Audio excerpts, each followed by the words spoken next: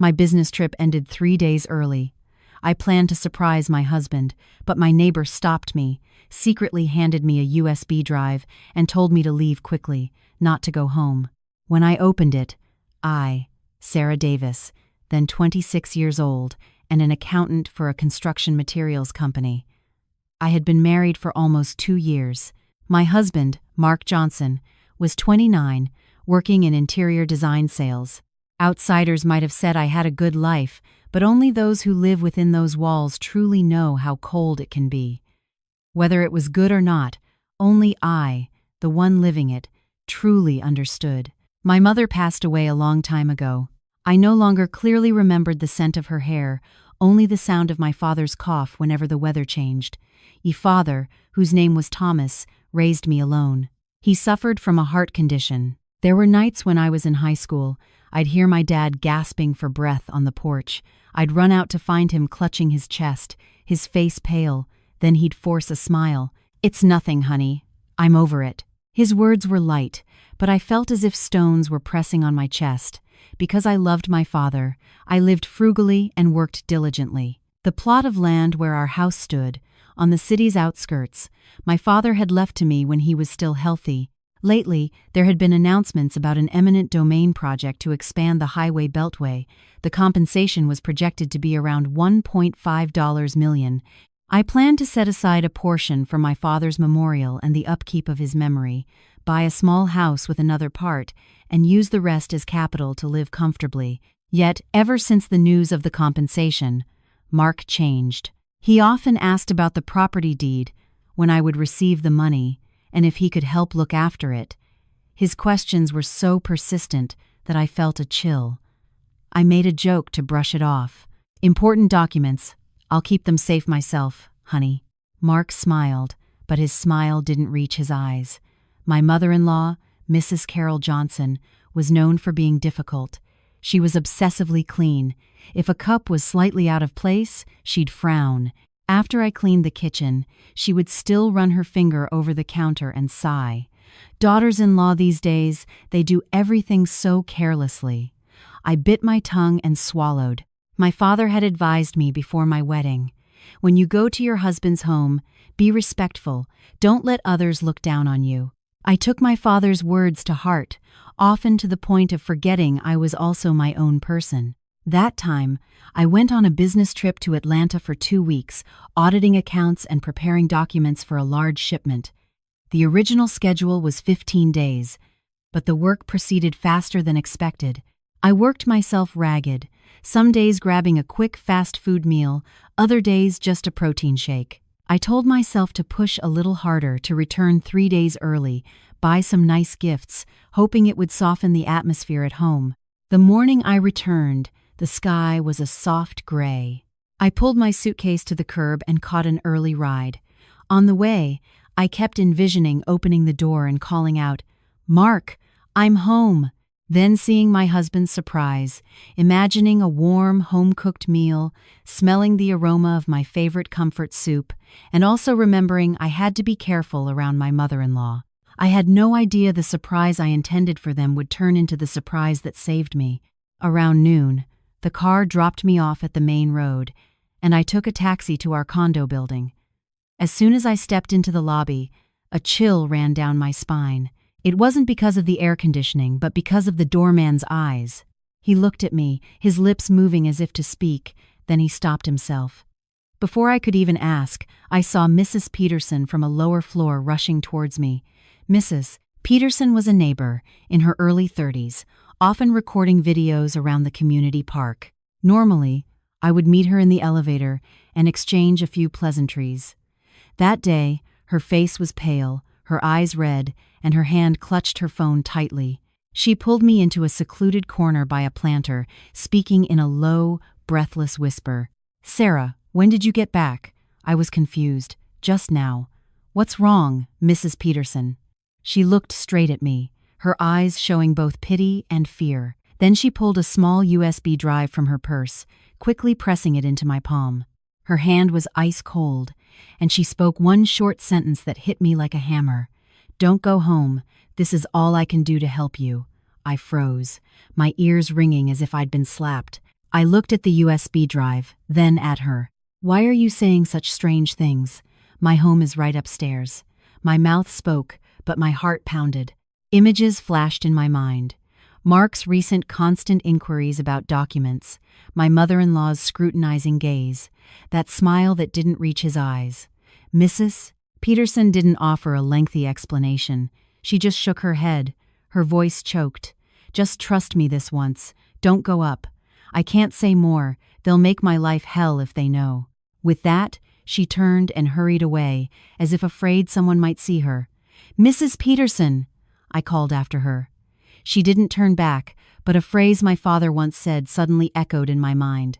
Good things happen to good people, but one must also be vigilant. I suddenly understood that sometimes avoiding one step can save an entire life. I stood in the middle of the lobby, one hand clutching the USB drive, the other pulling my suitcase, feeling as if I was nailed to the tile floor. Go home or not go home? It was just one elevator button away, yet it felt as heavy as a life-or-death decision. I took a deep breath, not out of courage, but out of fear. Fear of the strangeness in Mrs.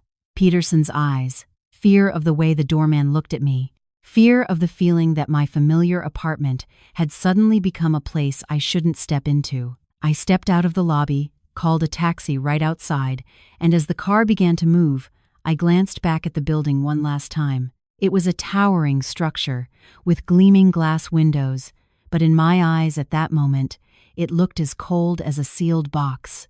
I gave the driver the address of a nearby hotel. As the car door closed, I realized my palm was sweating. The USB drive rested there, feather-light yet heavy with a secret waiting to be revealed. I checked into a small hotel less than 2 miles from the condo. The room wasn't luxurious, just clean enough, but to me, at that moment, it felt like a bunker. I drew the curtains completely, turned on a dim yellow light to lessen the chilling feeling, then sat on the edge of the bed, looking at the USB drive in my palm. Mrs. Peterson said not to go home, but then gave me a USB drive. That meant whatever was on it wasn't just to hurt me, but to warn me to avoid something even worse. I poured a glass of water, took a sip, but my throat felt parched. My hands trembled. I cursed myself silently. Sarah, calm down. Will crying change anything now? As the saying goes, tears may flow easily, but too many can blind you to the truth. I opened my laptop and plugged in the USB drive. The screen displayed a single folder, simply named Vlog. I clicked on it, my heart pounding so hard I thought I could hear it in my chest. Inside were many short video clips. The file names were dated and time-stamped. I swallowed hard. I started with the first clip. The first clip was filmed in the community park from a slightly elevated angle, likely Mrs. Peterson standing near a bench by a planter. The audio had sounds of children playing and distant conversations. I scanned quickly. Then my eyes froze. Mark, my husband, he was wearing a gray t-shirt and dark jeans, his gait so familiar that I'd recognize him just from his back. And beside him was a young woman. She had softly curled hair, wore a loose maternity dress, her belly clearly showing. Mark placed one hand on her waist, the other gently supporting her as if afraid she might stumble. They walked close together, with the intimate distance of people who had no need to hide their closeness. I stiffened. I thought I would scream, would burst into tears, but I didn't. It felt as if someone had sucked all the air out of me, leaving only my eyes staring wide at the screen. The woman giggled, tilted her head, and said something. Mark leaned down, his voice in the video clearly audible, unbelievably tender. Slow down, I'm here. Those 3 words, I'm here, cut me like a knife. Because at home, when I was tired, when I had stomach cramps, when I had a fever, Mark rarely said that. He usually just told me to take some medicine and then glued his eyes to his phone. The video also clearly showed Mark stopping to buy water, handing the bottle to her, then wiping a drop of sweat from her forehead as if it were a habit. I pressed pause. The screen froze on that scene, Mark's hand resting on her belly, so natural, so familial. I clutched my chest, not out of jealousy, but out of a suffocating feeling, as if someone had poured a bucket of ice water into my heart. I looked closely at her face. Young, pretty, with lips that curved in a way I had seen somewhere before. I remembered instantly. Ashley Miller, the girl Mark often casually mentioned. The one from our partner company. She's very sharp. Once I asked who she was. Mark said, "Why do you ask so many questions?" "Just a business associate." A business associate with a baby bump, strolling in the park with my husband. I let out a laugh, but it sounded choked. Too clever. So clever they must think I'm blind. I was about to turn off the laptop. I couldn't stand it. But Mrs. Peterson's words echoed, "Don't go home." That meant there was something else. I took a long breath and clicked on the second clip. This one was filmed in the hallway near the elevator, the camera panning a bit quickly as if secretly recorded. Mark Johnson stood in a corner of the stairwell, his face in profile, talking on the phone. His voice was low, but the microphone picked up every word, probably because Mrs. Peterson was standing close. "Yeah, just leave it. The compensation money is coming soon." I flinched, my ears burning. His voice continued, clearer now. "Once that house is ours, it's done. Don't let anything slip. She trusts me implicitly." I held my breath. He paused as if listening to the other end of the line, then responded, his voice curt and colder. "The hardest part is getting her to sign the power of attorney." He paused as if listening to the other end of the line, then responded, his voice curt and colder. "Once she signs, she can go wherever she wants." I dropped the mouse. My entire body went cold. The infidelity was painful enough, but once she signs, she can go wherever she wants, was what truly terrified me. He wasn't just betraying me, he wanted to push me out of his life. After he got what he wanted, I gripped the edge of the bed, and recent images flashed through my mind. Mark asking about the property deed, my mother-in-law suddenly saying, "Married women should let their husbands manage assets." Mark asking me to sign some papers for convenience. I refused, and Mark seemed irritated. None of it was accidental. I opened another short clip, still from the stairwell angle. Mark said a few more disconnected sentences. "Just follow the plan, wait for the kid to be born, then we'll figure it out." Yeah, my mother knows too. My mother is pushing for it. My mother knows too. Those 3 words were like nails driven straight into my heart. I had once comforted myself that my mother-in-law was just difficult, not malicious. I had tried to maintain peace, thinking a family should have order. Yet, she knew, and even encouraged it.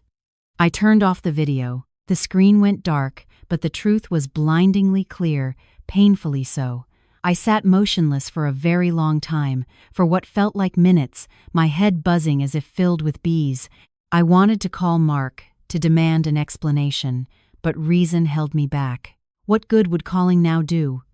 Only alert him, allow him to erase everything, to fabricate stories about my jealousy and paranoia, then turn around and pressure me. No, I couldn't be naive again. I took out the notebook I always carried on business trips, opened a fresh page. I wrote the heading, Timeline. I meticulously noted the date, time, video clip, and content. My hand still trembled as I wrote. But the more I wrote, the clearer my mind became. Tears might make one weak, but written words, timelines, and evidence were what allowed one to stand tall. I opened my phone and drafted a text message to Mark, trying to maintain my normal tone. Still tied up with some work in Atlanta, probably won't be back for a few more days. You and Mom eat well, okay? I pressed send. A moment later, Mark replied very quickly, "Okay, finish up your work and get some rest. I miss you." I looked at the words "I miss you," and my heart felt like ash. His mouth said he missed me, but his hand was on another woman's belly, and his mouth discussed how to get me to sign. I didn't reply. I placed my phone face down and looked up at the mirror in the room. In the mirror was a woman with a pale face, red but dry eyes. I suddenly whispered to myself, "Sarah, don't let them manipulate you anymore.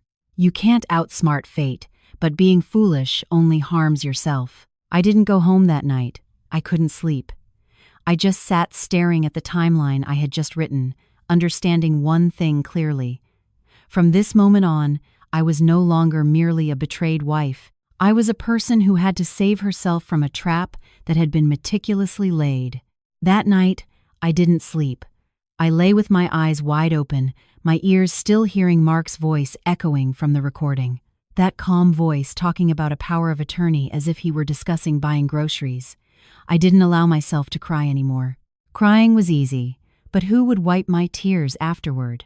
People often say, every man for himself. At that moment, I truly understood. I sat up, pulled a chair to the desk, and opened my laptop. The first thing I did wasn't to reopen the USB drive, but to log into my home's camera system. I had always kept the account credentials because I was meticulous and often checked in when on business trips. Mark knew this but seemed to pay little attention, or pretended to. The screen displayed the living room feed, lights off, the apartment dark, furniture all in place, but it suddenly felt strange, like someone else's home. I switched to the kitchen feed, the dining table empty, only the kitchen light casting a faint bluish glow. I shivered at the sight. The kitchen where I always cooked soup and stir-fried vegetables now felt like a place awaiting something sinister. I then opened the hallway feed near the door, then the floor's elevator camera. Each frame was a piece of my life, but I suddenly felt like an outsider, lurking. I took out my notebook, opened a page for the timeline, and began writing again.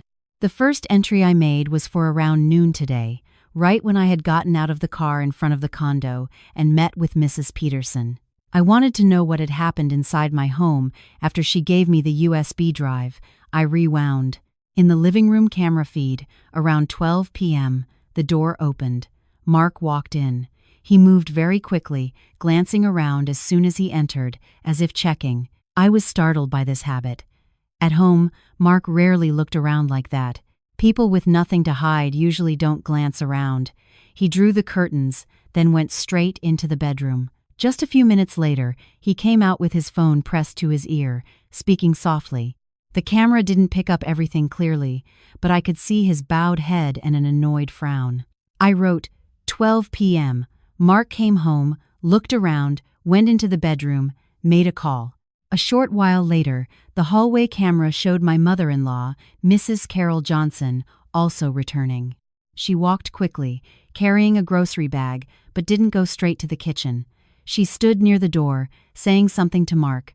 Both stood in a blind spot, so I only saw their backs. I strained my ears.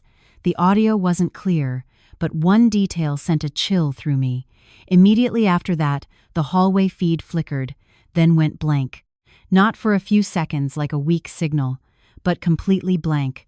The screen reported no signal. I froze, my heart pounding. I switched to the living room feed, also blank. Switched to the kitchen, also blank. Only the elevator camera feed for the floor remained. I looked at the clock on the screen, 12:30 p.m. I added another line, my hand trembling slightly. 12:30 p.m. Multiple camera feeds lost signal simultaneously. If it were a network error, it would usually be intermittent, not at such a precise moment, and certainly not right when Mark and Mrs.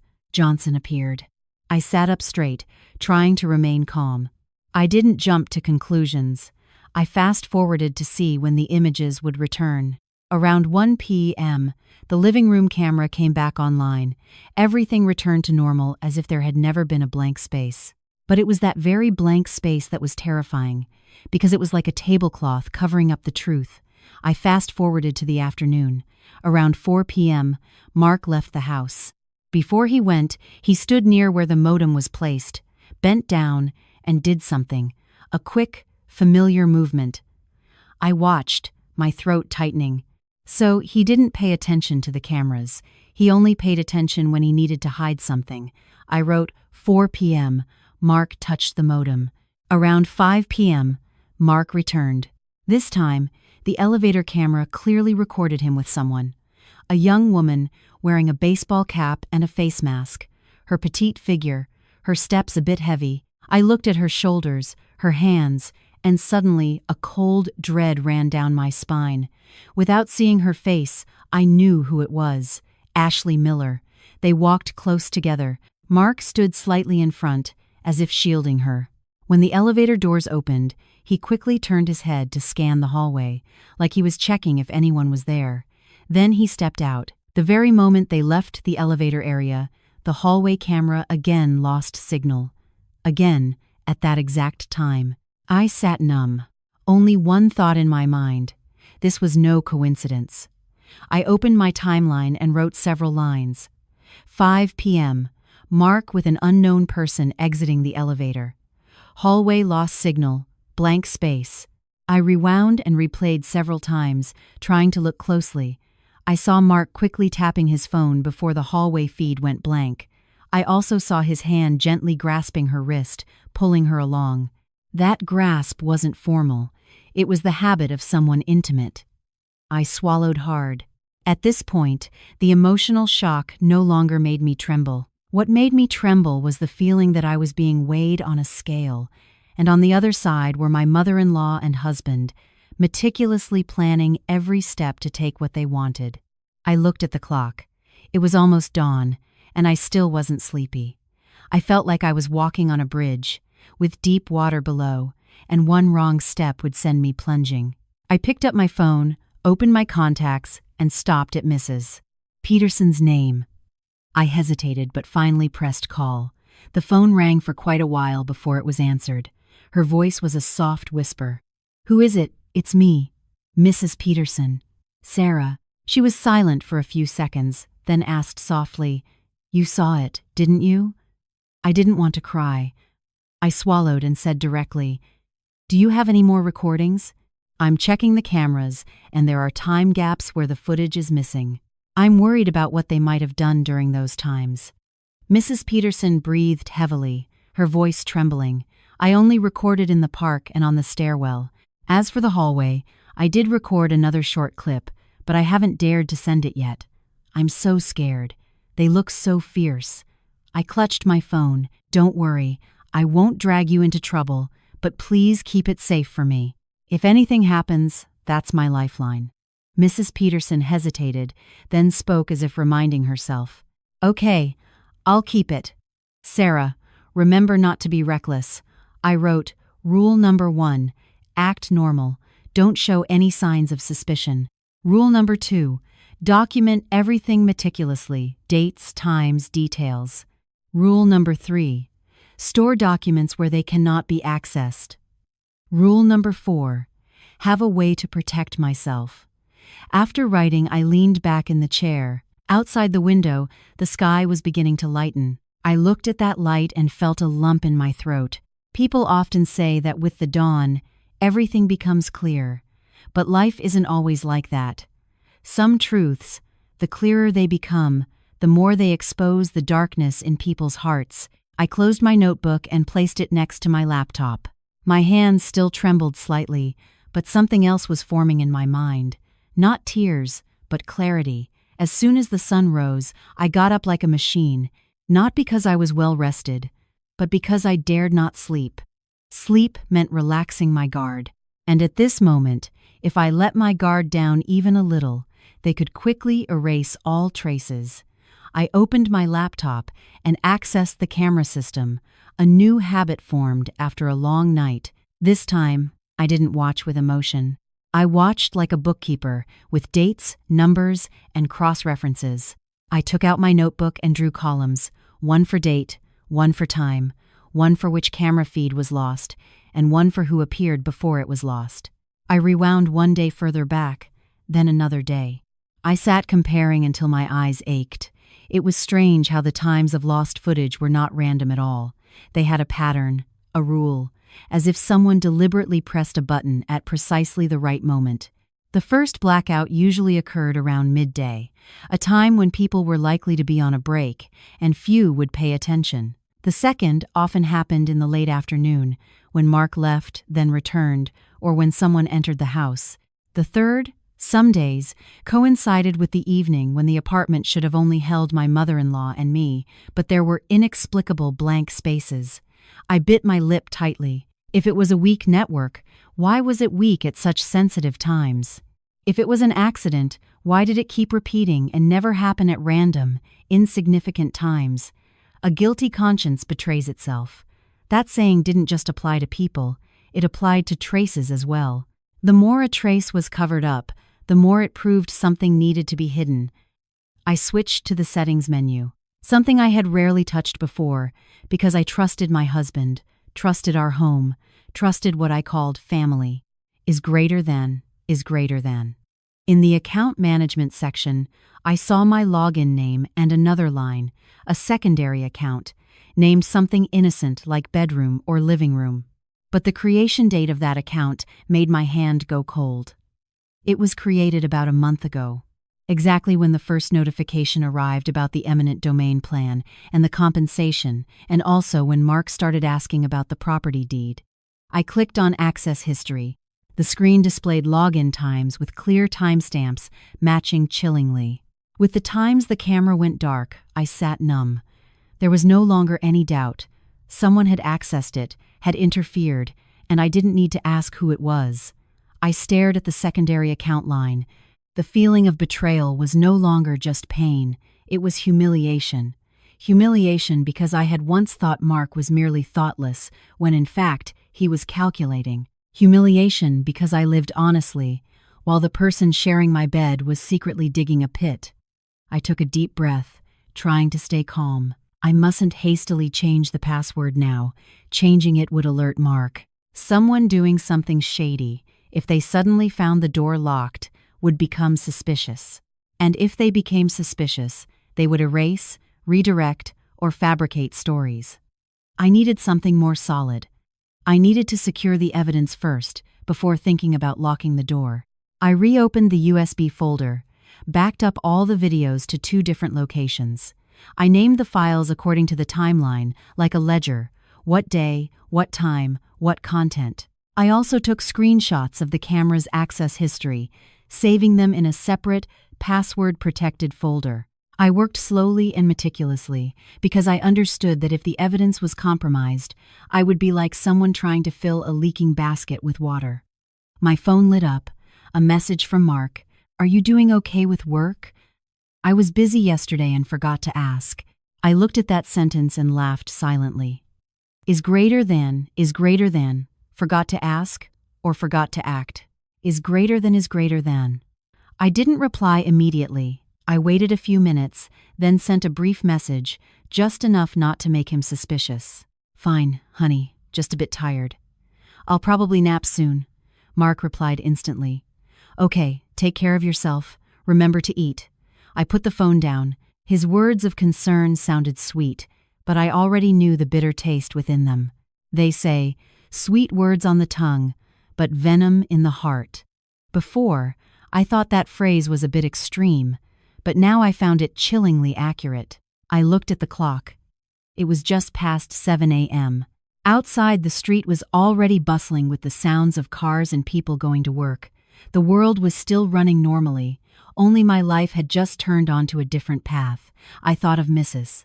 Peterson again, a neighbor with whom I only exchanged pleasantries, yet she dared to reach out and pull me back from the brink. I sent her a very short text, avoiding lengthy details. "I'm okay, Mrs. Peterson.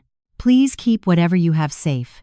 Don't worry," she replied shortly after. "Okay, Sarah, take care of yourself. If anything happens, report it to the authorities. Don't try to handle it alone." The authorities? That phrase made me straighten up. I began to think like an adult, not in terms of age, but in terms of knowing where to fear. I looked at the opposite wall. There was no one there, but I felt as if Mark and my mother-in-law were somewhere, holding an invisible string. That string, they intended to tighten around my neck with documents, with signatures, with the title of husband and wife. I couldn't let them. I opened my notes and wrote down the tasks for the day. No flowery language, just the word must. Must keep documents where they cannot reach them, must have discrete recording devices to capture their words, because their words are the clearest trap. Must keep the timeline complete and clear, leaving no gaps. Must remain calm. Absolutely do not confront them until I am absolutely certain. After writing, I realized my hand no longer trembled as much as it had last night. My heart still ached, but that pain was now encased in a hard shell. I just quietly did one thing, set aside a portion for my father's memorial and care, saved a portion for myself as a safety net, and planned to travel with the rest. The ones trying to tie me down were my own husband and mother-in-law. I sat still for a long time, then stood up and went to the bathroom to wash my face. The cold water splashed on my skin.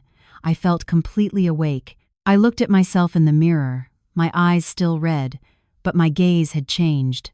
I was no longer Sarah Davis, who only knew how to endure to maintain peace. I was Sarah Davis, learning to save myself with clarity, with evidence, and by not letting anyone turn my trust into a noose. That morning, I didn't allow myself to delay further. I understood one thing clearly. If someone had already planned to force me to sign, they had also planned how to get their hands on the documents. And once the documents were gone, no matter what I said, it would be hard to argue. I changed into neat clothes, put on a hat, a face mask, and pulled my jacket collar up high. Not for show, but to avoid familiar eyes in the condo building. I even avoided the coffee shop downstairs in the lobby where some women often gossiped. If word got to anyone that Sarah had come home early, Mark would become suspicious immediately. I walked to the main road, caught a ride to the bank. In the car, I watched the city streets rush by outside the window. People were still going to work, still buying and selling, still laughing and talking, but I felt like I was holding a bomb inside me. But I told myself, women are smarter when they use their heads. Anyone can cry. Only being clear-headed can save you. At the bank, I chose an empty counter to rent a safe deposit box. The clerk asked what I was depositing. I just smiled. Family documents, dear. I tried to speak normally, but my palms were still sweating. In my bag, I carried a thick file containing my father's property deed, documents related to the highway compensation, and a few notarized copies. I wasn't carrying the originals around anymore. I put everything into the safety deposit box, locked it, signed, and confirmed the password according to procedure. The clerk reminded me that only I or a properly authorized person could open it. Hearing that, I felt half my burden lift. I hadn't authorized anyone. I stepped out of the bank. The wind blew across my face, and I felt as if I had just closed an important door. A door that my in-laws wanted to open at all costs, but hadn't yet. I stopped by a nearby print shop to make a few more sets of certified copies. I separated them into 3 different bags. One bag I put in my locked suitcase, one in a secret compartment of my handbag. The remaining bag I sent to a place no one would suspect, my Aunt Mary's house on my mother's side. My aunt rarely interacted with Mark, lived simply, and disliked drama. I just said briefly, "Aunt, please keep these documents for me. I travel for work and worry about losing them." My aunt looked at me once, didn't ask many questions, just sighed. "Okay, honey, don't worry. There are times when people who care about you don't need to hear the whole story. They just need to know you need a place to lean on." After taking care of the documents, I went into a small electronics store. I didn't ask to buy anything big, just compact items, a voice recorder pen, a small finger-sized recording device, and several memory cards. I chose ones that were easy to conceal and easy to turn on and off. The shop owner gave quick instructions. I nodded, but I already memorized every step in my head. I didn't want to go home and fumble, making a mistake. Leaving the store, I sat at a roadside cafe, ordered a hot tea to warm my stomach. I opened my phone and did something I had never done before, checked all my important passwords. Bank account changed, email account changed, stored passwords on my laptop changed, security questions changed. I even went into my phone settings and enabled a stronger passcode lock. I worked quickly and meticulously because I knew people who wanted to steal assets often started by stealing control. They didn't need to physically harm me, they just needed me to accidentally expose myself. While I was changing passwords, my phone vibrated. Mark was calling. I looked at my husband's name on the screen, and my heart pounded. I didn't answer immediately. I let it ring a few times, then picked up. I tried to keep my voice sounding sleepy, as if I had just woken up. "Hello?" Mark's voice on the other end sounded unusually cheerful. "Are you feeling better? I missed you so much earlier, so I called. How's work?" I replied vaguely. I'm a bit tired. I think I'll rest in the room today and try to finish things tomorrow. Mark chuckled. Okay, try to finish up.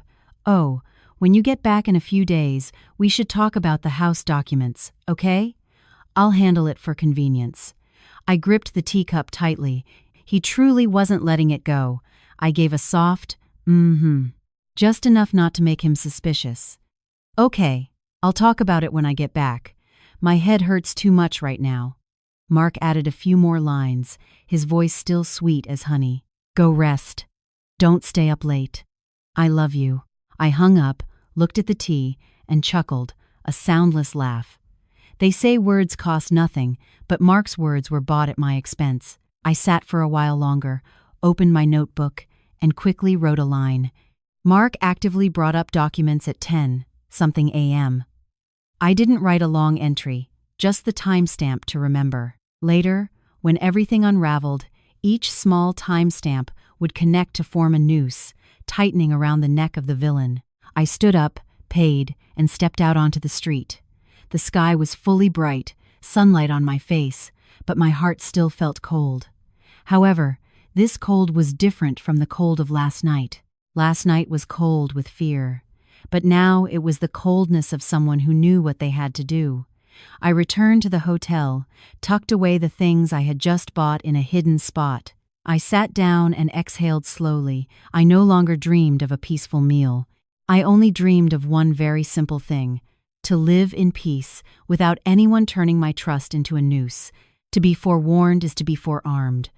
What I was most wary of, starting today, was naivety. That morning, exactly at 8:20 a.m., I left the hotel with my small suitcase and a bag full of gifts.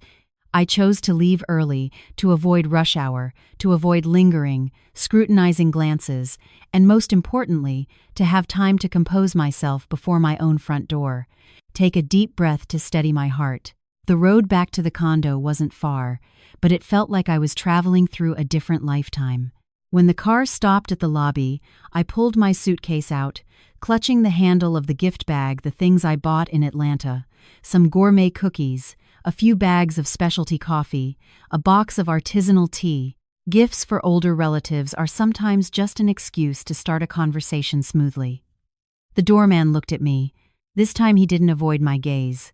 He just nodded slightly, as if wanting to speak but daring not. I didn't ask him either.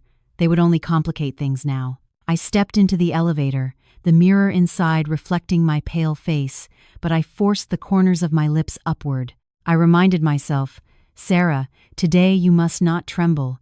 To tremble is to lose.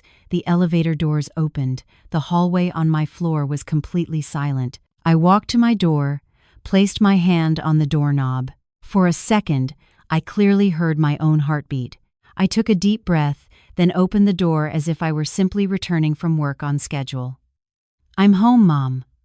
My voice echoed in the living room. Mrs.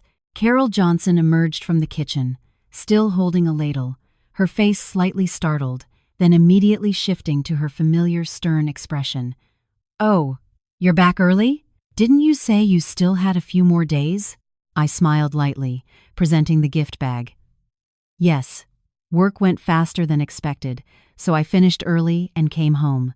I bought some things from there for you, Mom. Mrs. Johnson glanced at the gift bag as if inspecting merchandise, then let out a small humph. Well, if you're home, you're home. It's good you remember you're home no matter where you go. The words sounded like a compliment, but her tone held no warmth. I remained polite. Yes, Mom. I pulled my suitcase into the room, intentionally not opening it immediately. I just changed into simple loungewear, then went back out to help my mother-in-law set the table, as usual. Mrs. Johnson cooked cabbage soup, braised pork, clay pot, fish, and a plate of fried eggs. While these were common family dishes in our household, the atmosphere at the table felt cold and distant, far from the warmth a family dinner should have. At 1:05 p.m., Mark opened the door and walked in. I heard his footsteps outside the door and knew he stopped short when he saw me, a flicker in his eyes, not necessarily joy, but a different kind of surprise. Oh, when did you get back? I wiped my hands, stepped out, and smiled like a wife returning from a business trip. I got back this morning. Finished work early, so I came back 3 days ahead of schedule. Planned to surprise you." Mark smiled and walked over to hug me. The hug was still a hug, but I felt his arms weren't squeezing. They just rested lightly, as if performing. A faint scent of unfamiliar cologne wafted by, just enough to make my nose tingle painfully. "You worked so hard. Why didn't you tell me so I could pick you up?" I replied simply, "I can get back on my own. It's not far." Mrs. Johnson called from the kitchen, her voice flat. "If you're home, help your mother with the house. Half a month away. It's full of dust." I said, "Yes, Mom." Before, I would have felt hurt, but today I only noted it, because I knew that in this house, even light words could be a hook. At lunchtime, I brought out the food. Mark sat opposite, glancing at his phone while eating. Mrs. Johnson put a piece of braised fish in Mark's bowl, saying as if casually, "In our tradition, men handle big matters, while women manage the household. Later, when there's money, you have to know how to manage it right." I put my chopsticks down for a second, then picked them up again, smiling faintly. "Yes, Mom, I just hope our home can be peaceful." Mark looked up at me, his eyes assessing, then he smiled. "You're right. Peace is paramount." I heard the word peace and felt only bitterness in my heart, but I didn't let it show. I even proactively put a piece of fried egg in Mark's bowl, joking just enough. "Eat. Don't keep looking at your phone. Your food will get cold." As a common saying goes, a peaceful meal is sweet, but you're acting like your phone is sweeter. Mrs. Johnson glanced at me. Mark chuckled, but the laugh quickly died down. I also didn't try to prolong the conversation. For me, silence was safer at this point. In the afternoon, I feigned tiredness from the trip, saying I wanted to rest early. At 4:40 p.m., Mark went out, claiming he had to pick up merchandise from the warehouse. Mrs. Johnson also grabbed her bag to go to the market again. The apartment was left to me alone. I wasn't hasty. I acted like a woman who had just returned home, washed a load of laundry, wiped down the kitchen counter, watered the plants on the balcony, all slowly and naturally. I needed this house to believe that I was still the old Sarah Davis, the one who only knew how to prepare meals and endure. At 7:15 p.m., Mark returned. He changed clothes and went to shower. Mrs. Johnson sat in the living room, watching a music program. I sat beside her, pretending to watch along, occasionally nodding or agreeing to appear engaged. Meanwhile, I quietly observed where they usually sat and talked, which part of the hallway was secluded, where the sound echoed clearly. At 10:05 p.m., the house lights dimmed.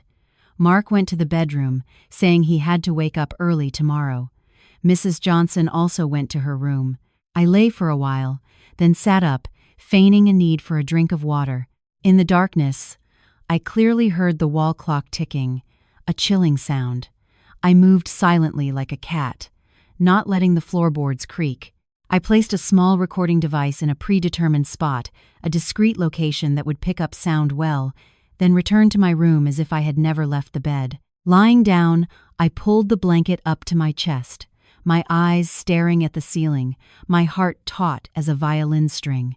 I no longer hoped to hear sweet words. I only waited for the truth to fall from their mouths.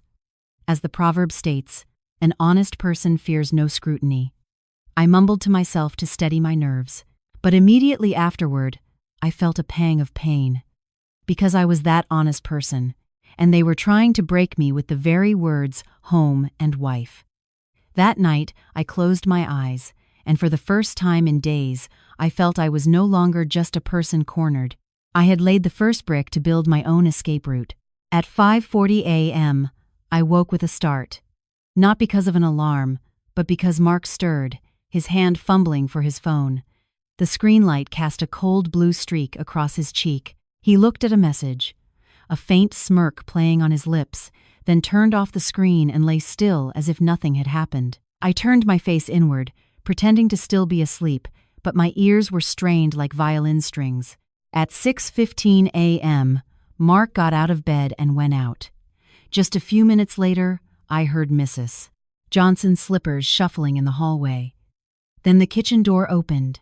The clatter of pots and pans, the sound of running water, everything sounded normal. So normal that if I were the old me, I would have simply thought, Mom is cooking breakfast. But the person I was now felt afraid of that normality. I didn't jump up immediately. I waited, letting them think I was still asleep. In life, it's often said that opportunities are missed by acting too soon. People have time to clam up. Around 6:32 a.m., Mark's voice echoed from the kitchen, low but clear. I lay in the room, still able to hear every word, thanks to the device I had placed last night. Mom, I told you. Ashley is getting impatient. Her belly is growing bigger. Mrs. Johnson replied, her voice husky, as if stirring something in a pan. Impatient or not, she has to bear it. Important matters need caution, or they'll fall apart. And Sarah, she may be trusting, but she's not stupid. She keeps her documents very securely. At the mention of my name, my entire body stiffened. The way she called me Sarah made me feel like an object placed on a table, pointed at, appraised, and valued. Mark grunted. That's why I need her to sign the power of attorney. Once she signs, even if she keeps them, it's useless. I clutched the edge of the pillow. The two words power of attorney fell like stones on my chest. Mrs. Johnson's voice was firm. Yes, her signature is all it takes. Once we have that paper, when the compensation money comes, she can cry all she wants. This family has to change its life, doesn't it? $1.5 million is no small sum. $1.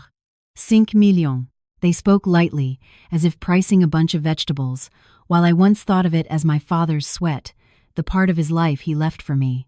Mark scoffed. I've thought it through. Wait until she cools down from just getting back. I'll sweet-talk her a bit, then present the papers. Mom, you act tough, threaten her a little.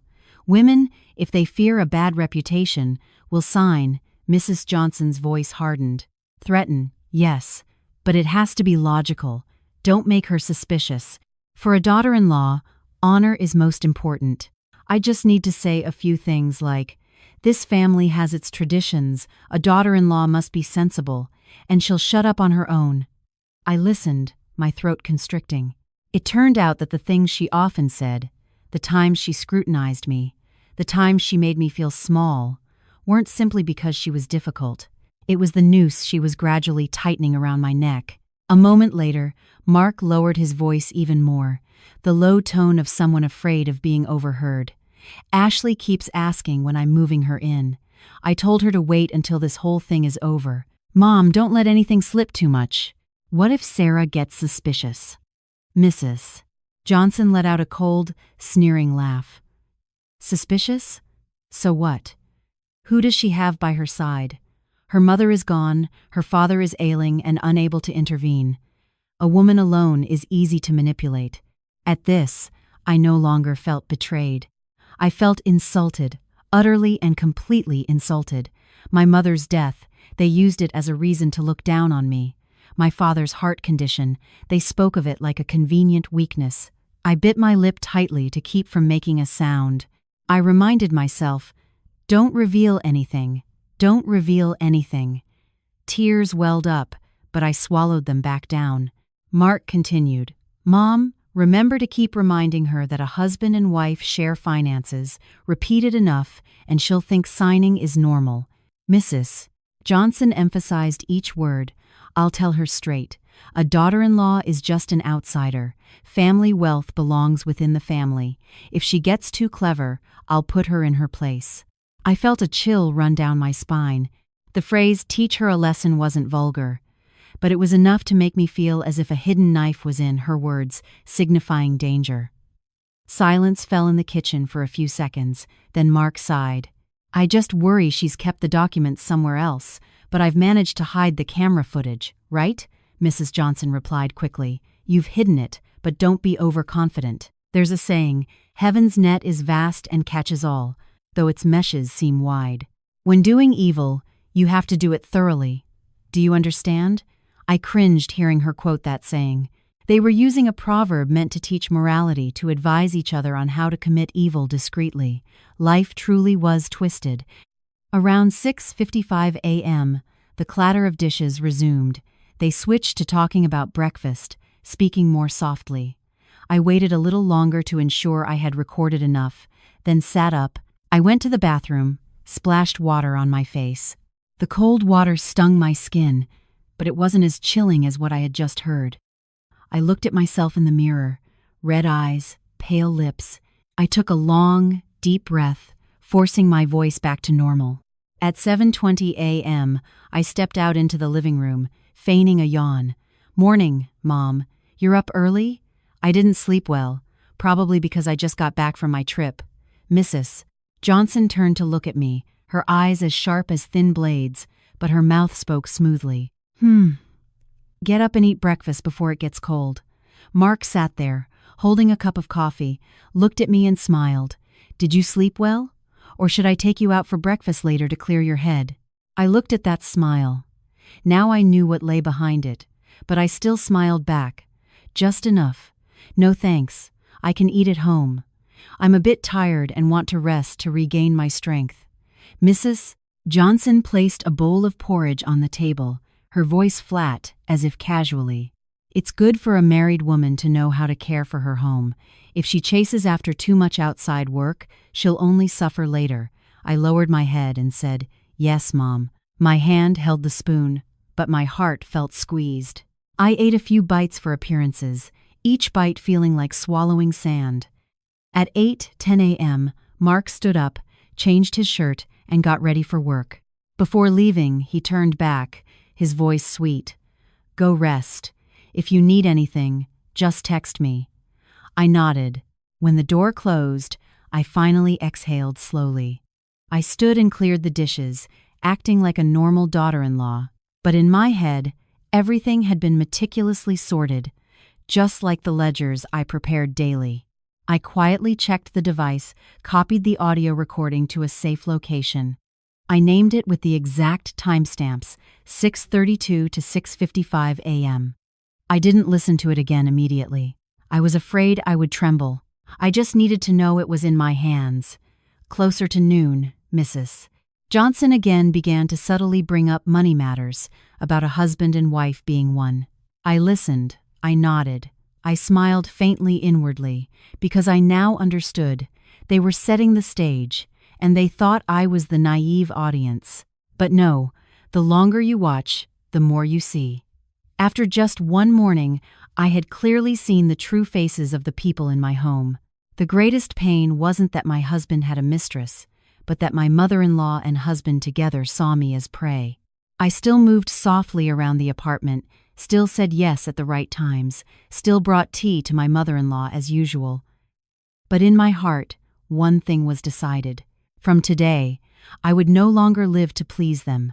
I would live to save myself.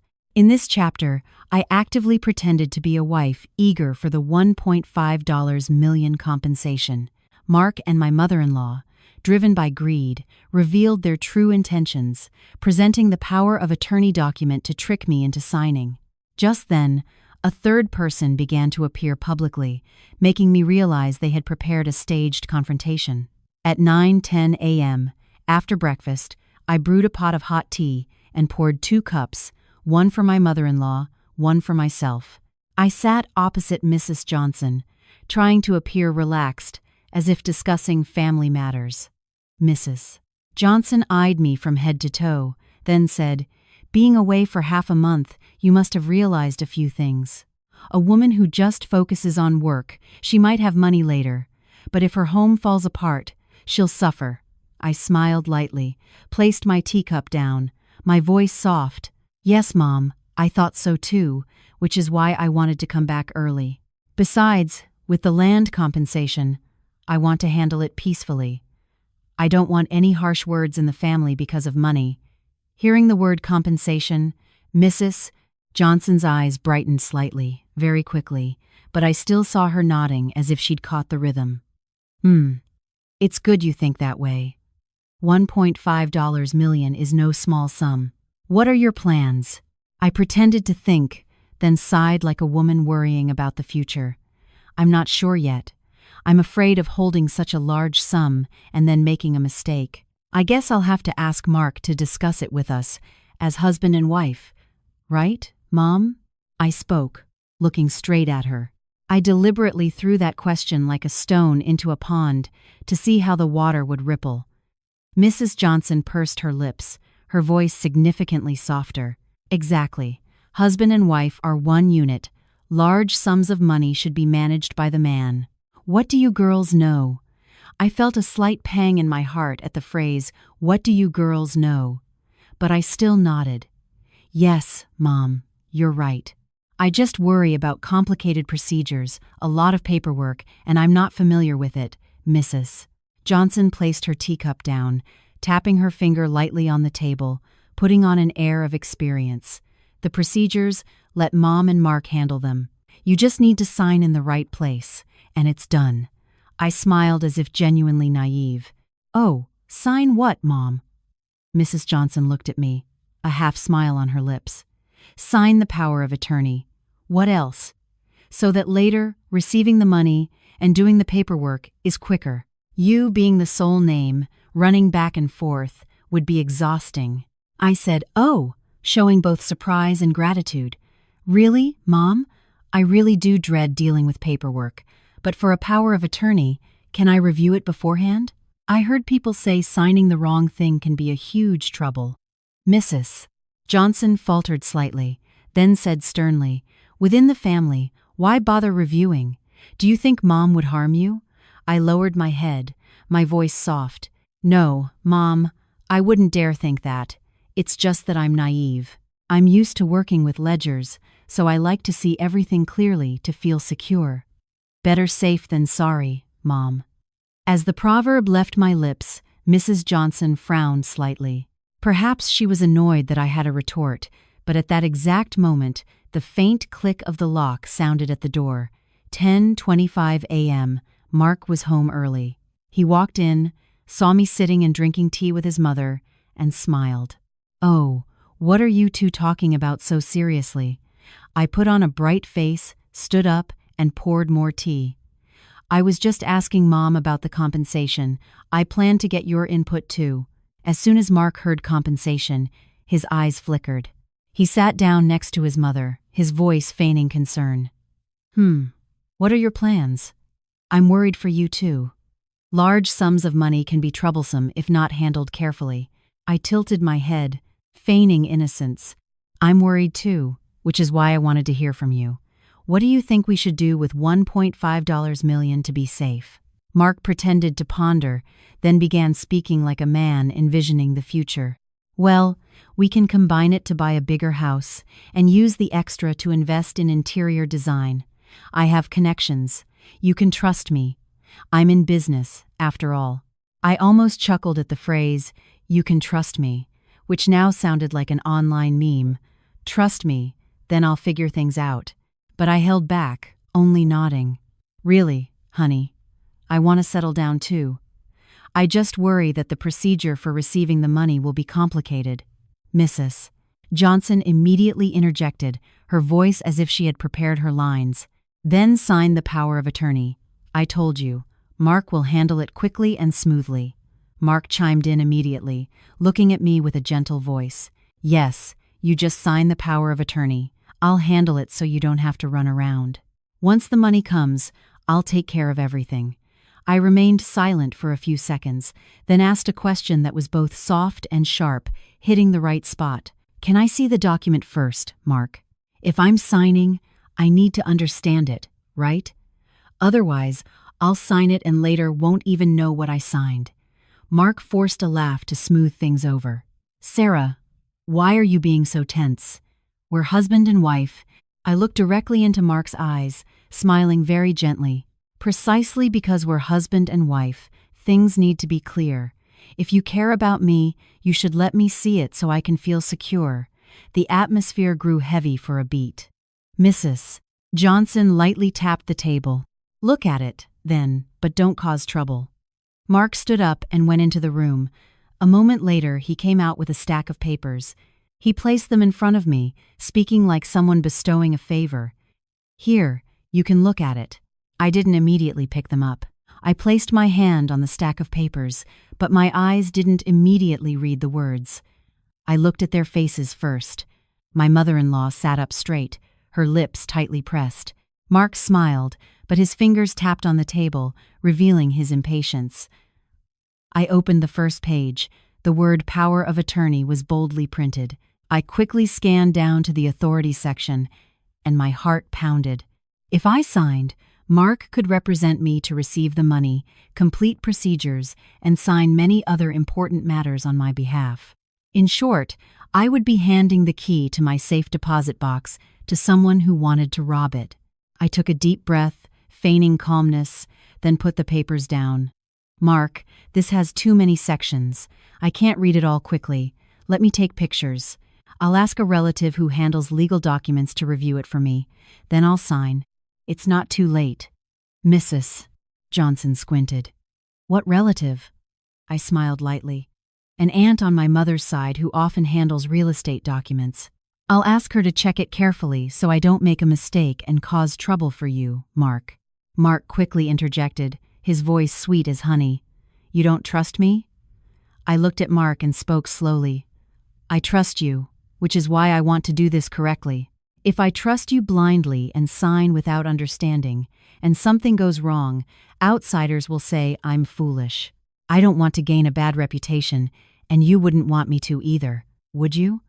Mark choked for a moment, unable to argue. Mrs. Johnson's face darkened, silent. Just then, Mark's phone vibrated. He glanced at the screen, startled, then moved to the balcony to answer the call. I didn't need to hear to guess who was calling. I excused myself to get some water, intentionally walking past the door to peek through the peephole, and I saw, far below in the lobby, a young woman standing discreetly by a planter with softly curled hair, a petite figure, her hand cradling her belly. She looked up directly at the building as if waiting for someone. Even for a fleeting moment, I recognized Ashley Miller. I returned to the table, my heart cold. Mark on the balcony spoke in a low, coaxing voice, Mrs. Johnson looked after him, then turned to me, saying indifferently as if nothing had happened, daughters-in-law should not listen to outsiders. This house is your home. I said, yes, Mom, but in my head I only had one thought. They've turned this home into a trap.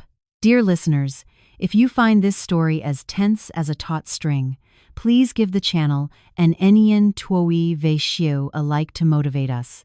If you were in my shoes, would you sign immediately or calmly investigate? Please leave your comments below, and remember to listen to the end, because what I discovered afterward chilled me even more than this power of attorney document. I returned to the table, gently put the papers back into the folder, my voice still soft. I'd like to take these to my aunt on my mother's side to review for a bit. I'll give you my answer tomorrow. Mrs. Johnson glanced at Mark on the balcony, then turned back to me, her voice as sharp as a thin blade. You must sign tomorrow. This is an important family matter. We can't drag it out. I smiled, bowed my head. Yes, Mom. I understand. But my understanding was that they were impatient, and when villains are impatient, they are prone to mistakes. That afternoon, as soon as Mark stepped into the bathroom, I quietly placed another small recording device near the entrance door, where people often stood to talk in a hurry. I worked very neatly, leaving no fingerprints, not displacing any objects. I was no longer the woman who only knew how to silently endure humiliation. I was counting their every step with timestamps, with evidence, and with a calm I never thought I possessed. At 1:30 p.m., I left the apartment with the power of attorney document in my bag, going straight to my aunt's house, as I had said. I didn't tell her the whole story, just asked her to read each section for me. My aunt read a few lines, frowned, and said concisely, "If you sign this, it's dangerous. It grants too much power." I nodded, feeling even more certain in my heart.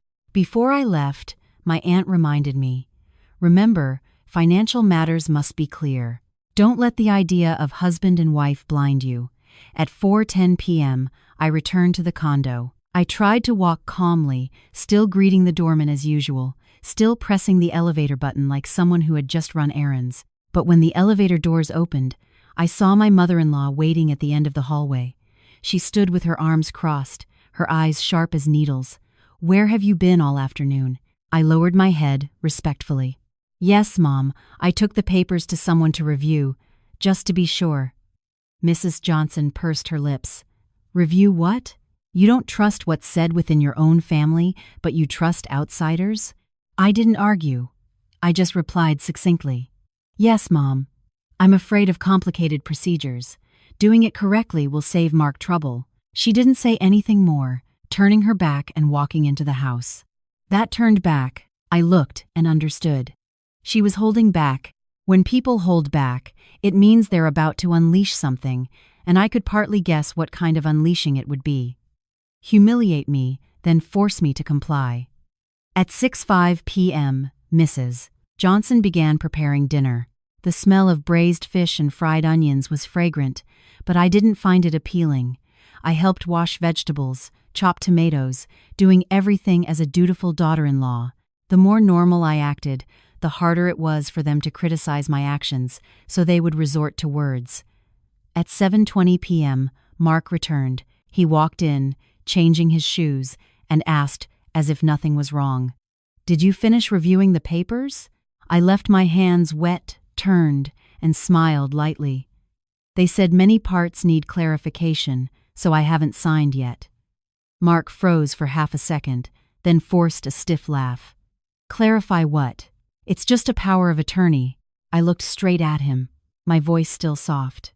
"Yes, I'm afraid of signing the wrong thing. Please give me more time. I want everything to be proper." "Mrs. Johnson called from the kitchen, her voice deliberately loud.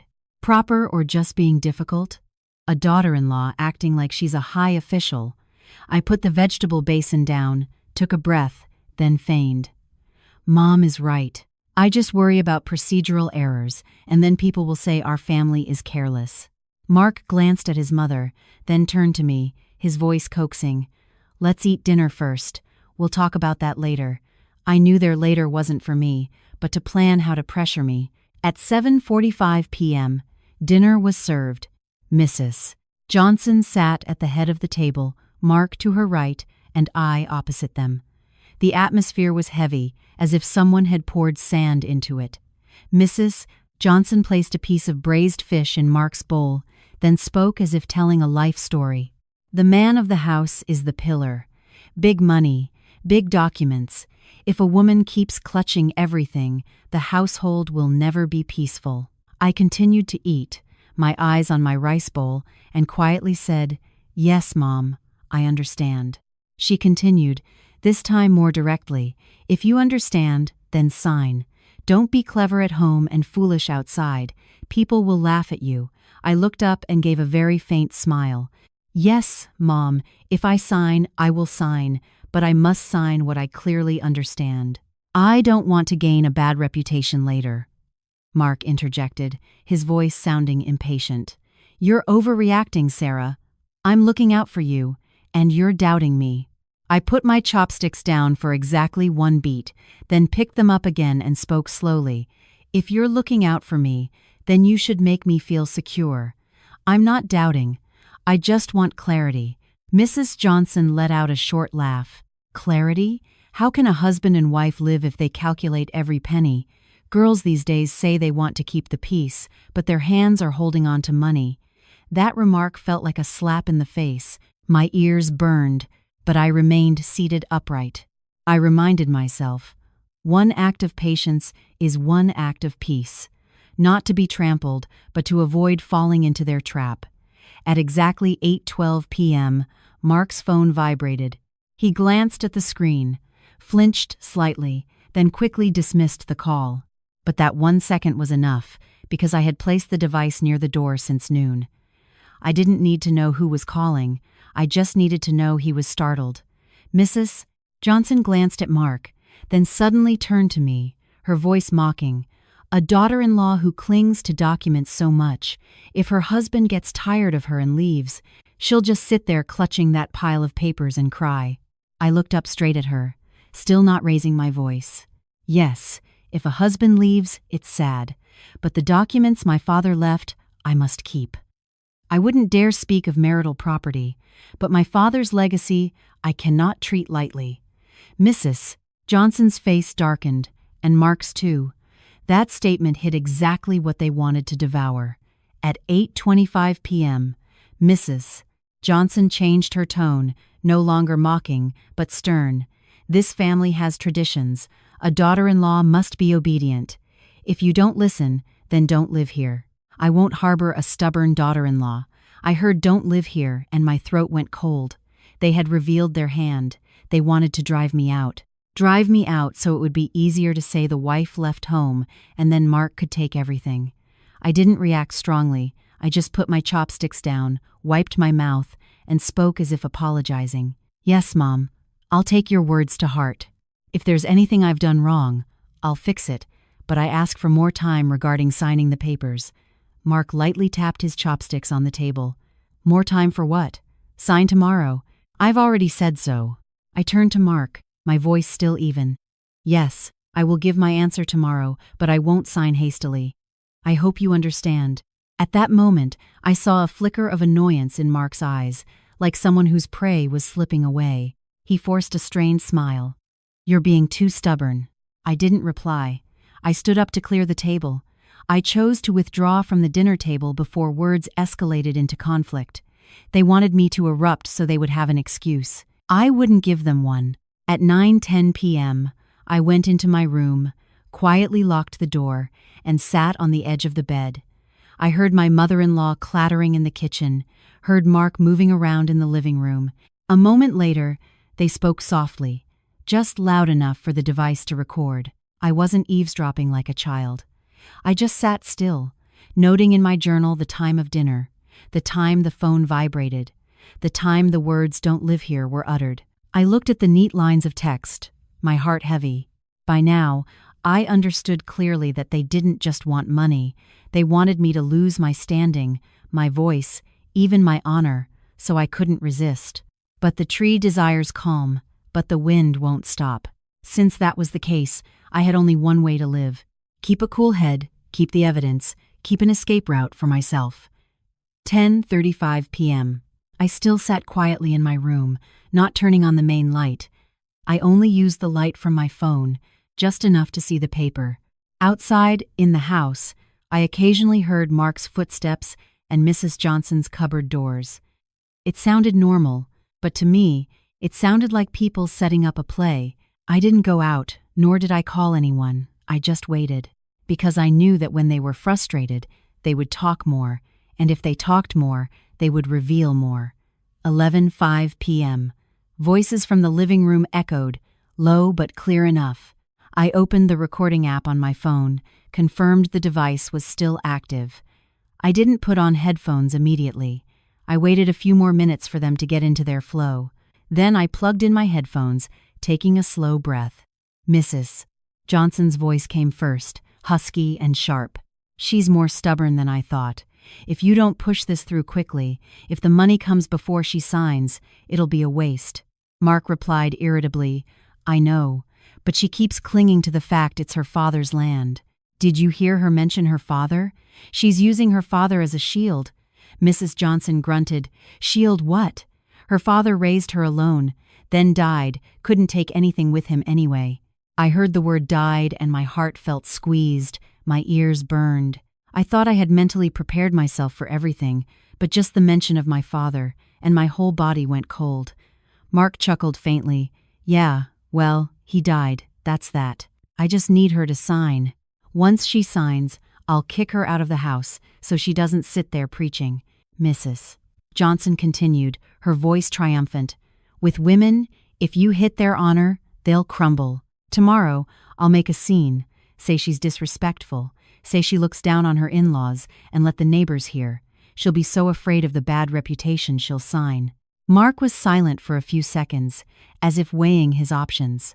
Then he lowered his voice even further, the low tone of someone afraid of being overheard. "I just worry she might still suspect something about her father."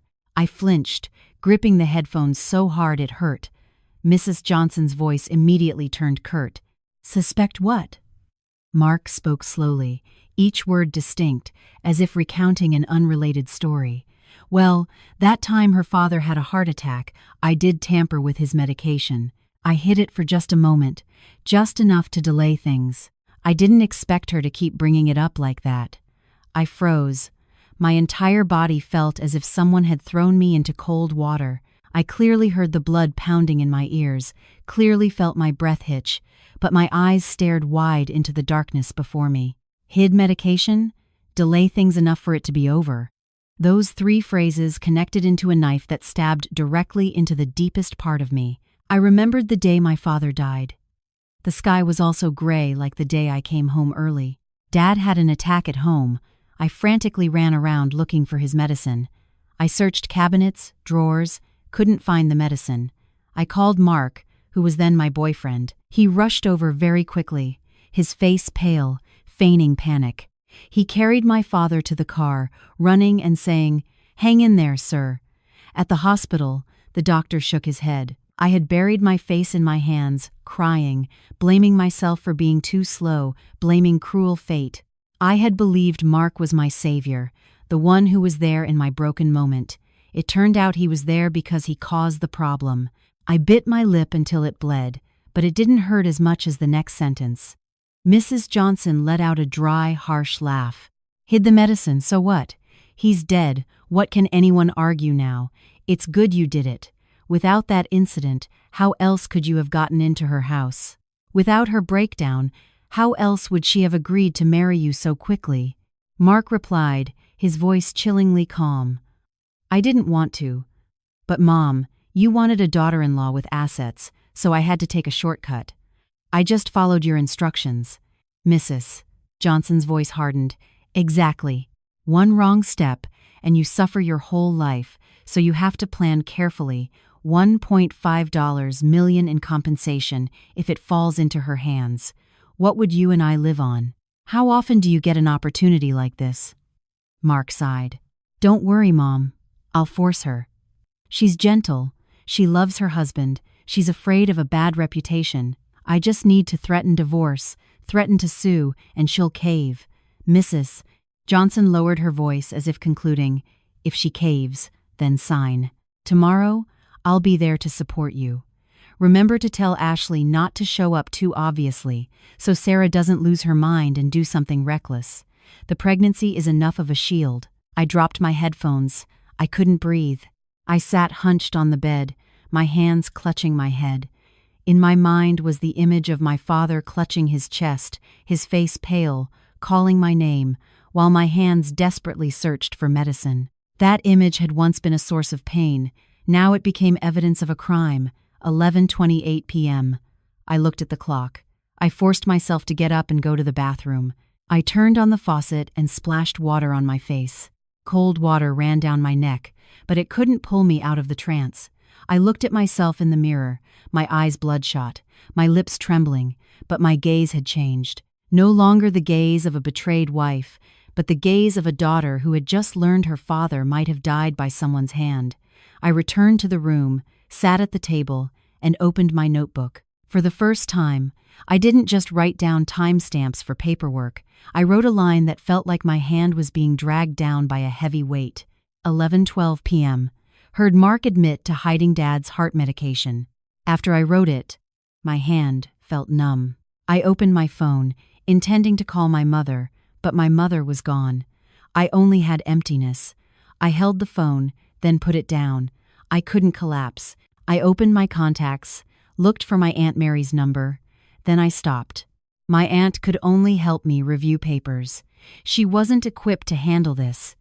I needed someone responsible. I needed the law. 11:05 p.m.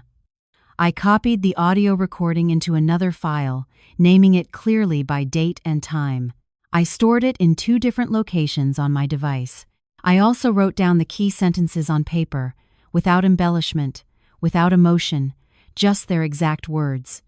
Being an accountant, I understood that evidence had to be clean, clear, and unambiguous. 11:30 p.m. I sat silently for a very long time.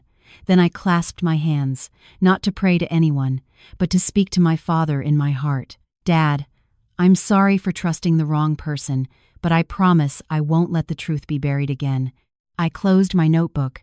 In the dark room, I clearly heard my breathing had steadied, not because the pain was gone, but because in that pain I had seen the only path to bring everything to light. At 5:50 a.m., I woke up after a fitful sleep.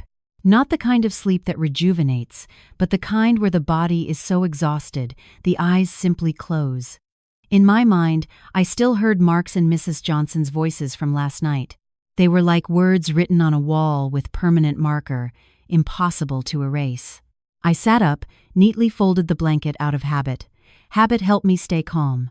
They say, external chaos can easily lead to internal chaos, a wisdom often spoken in my culture. I feared most my own mind becoming chaotic. At 6:20 a.m., I stepped into the kitchen. Mrs. Johnson was already up, washing rice. Mark sat in the living room, looking at his phone. I greeted them as usual. "Morning, Mom." "Morning, Mark." Mrs. Johnson only grunted. Mark looked up and forced a smile. "You're up early? I thought you were tired yesterday." I nodded. I'm used to my work schedule. Even if I sleep late, I wake up early. I didn't reveal anything further. I had to maintain their belief that I was still the daughter-in-law who knew how to endure, still the wife who was afraid of making a big deal. The more complacent they were, the safer I was. At 7:10 a.m., I excused myself, saying I needed to buy some headache medicine. I spoke the truth but omitted details. I didn't just buy medicine. I went straight to the place I had prepared in advance, the bank. I opened my safety deposit box and took out the file I had stored there. The $1.5 million compensation documents, the property deed, notarized copies, and a small folder of additional printouts I had made last night, the timeline log with key contents. I didn't take everything. I took just enough, because I still had to return home without making them suspicious. I stopped by a print shop to print more copies of the timeline. The day I came home early, the time Mrs. Peterson gave me the USB, the time Mark presented the power of attorney, the time of the humiliating dinner, the time the recording mentioned my father. I printed it on plain white paper, with clear text, no added exclamations. I didn't want anyone to say I was making assumptions. At 8:40 a.m., I called Mrs. Peterson. I dared not speak at length. I just asked if she still had the clips she recorded in the hallway. Mrs. Peterson breathed heavily. "I have them, but I'm scared." I spoke quickly and decisively. "Please don't send them online. Just keep them as they are. When I need them, I'll tell you how to deliver them safely. You've helped me so much already." She was silent for a few seconds, then replied, her voice trembling. "Okay, Sarah, be careful. Don't let them know I'm involved."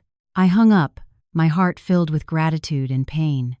An outsider showed me such kindness, yet those within my own home plotted to kill my father and rob me.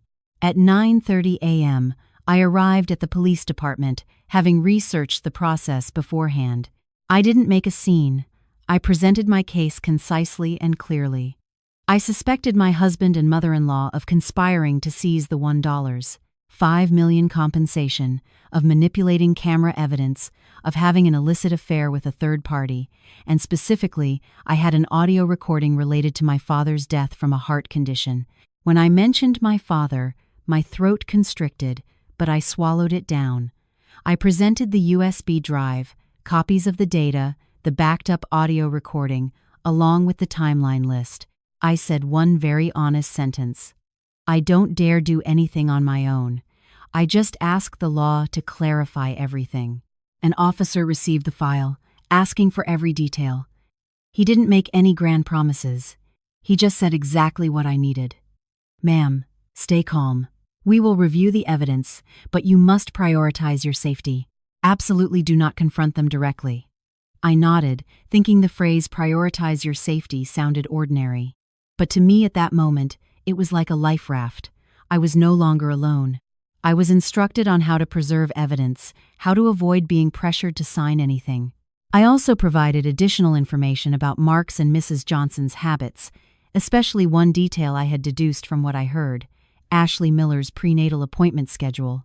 I clarified, I don't know the exact date, but I heard them mention regular appointments. You can have someone discreetly follow them. They often go together. The officer noted it down and asked further, "If we need your cooperation for an on-site interview, can you appear?" I replied immediately, without hesitation, "Yes. I just want everything to be clear."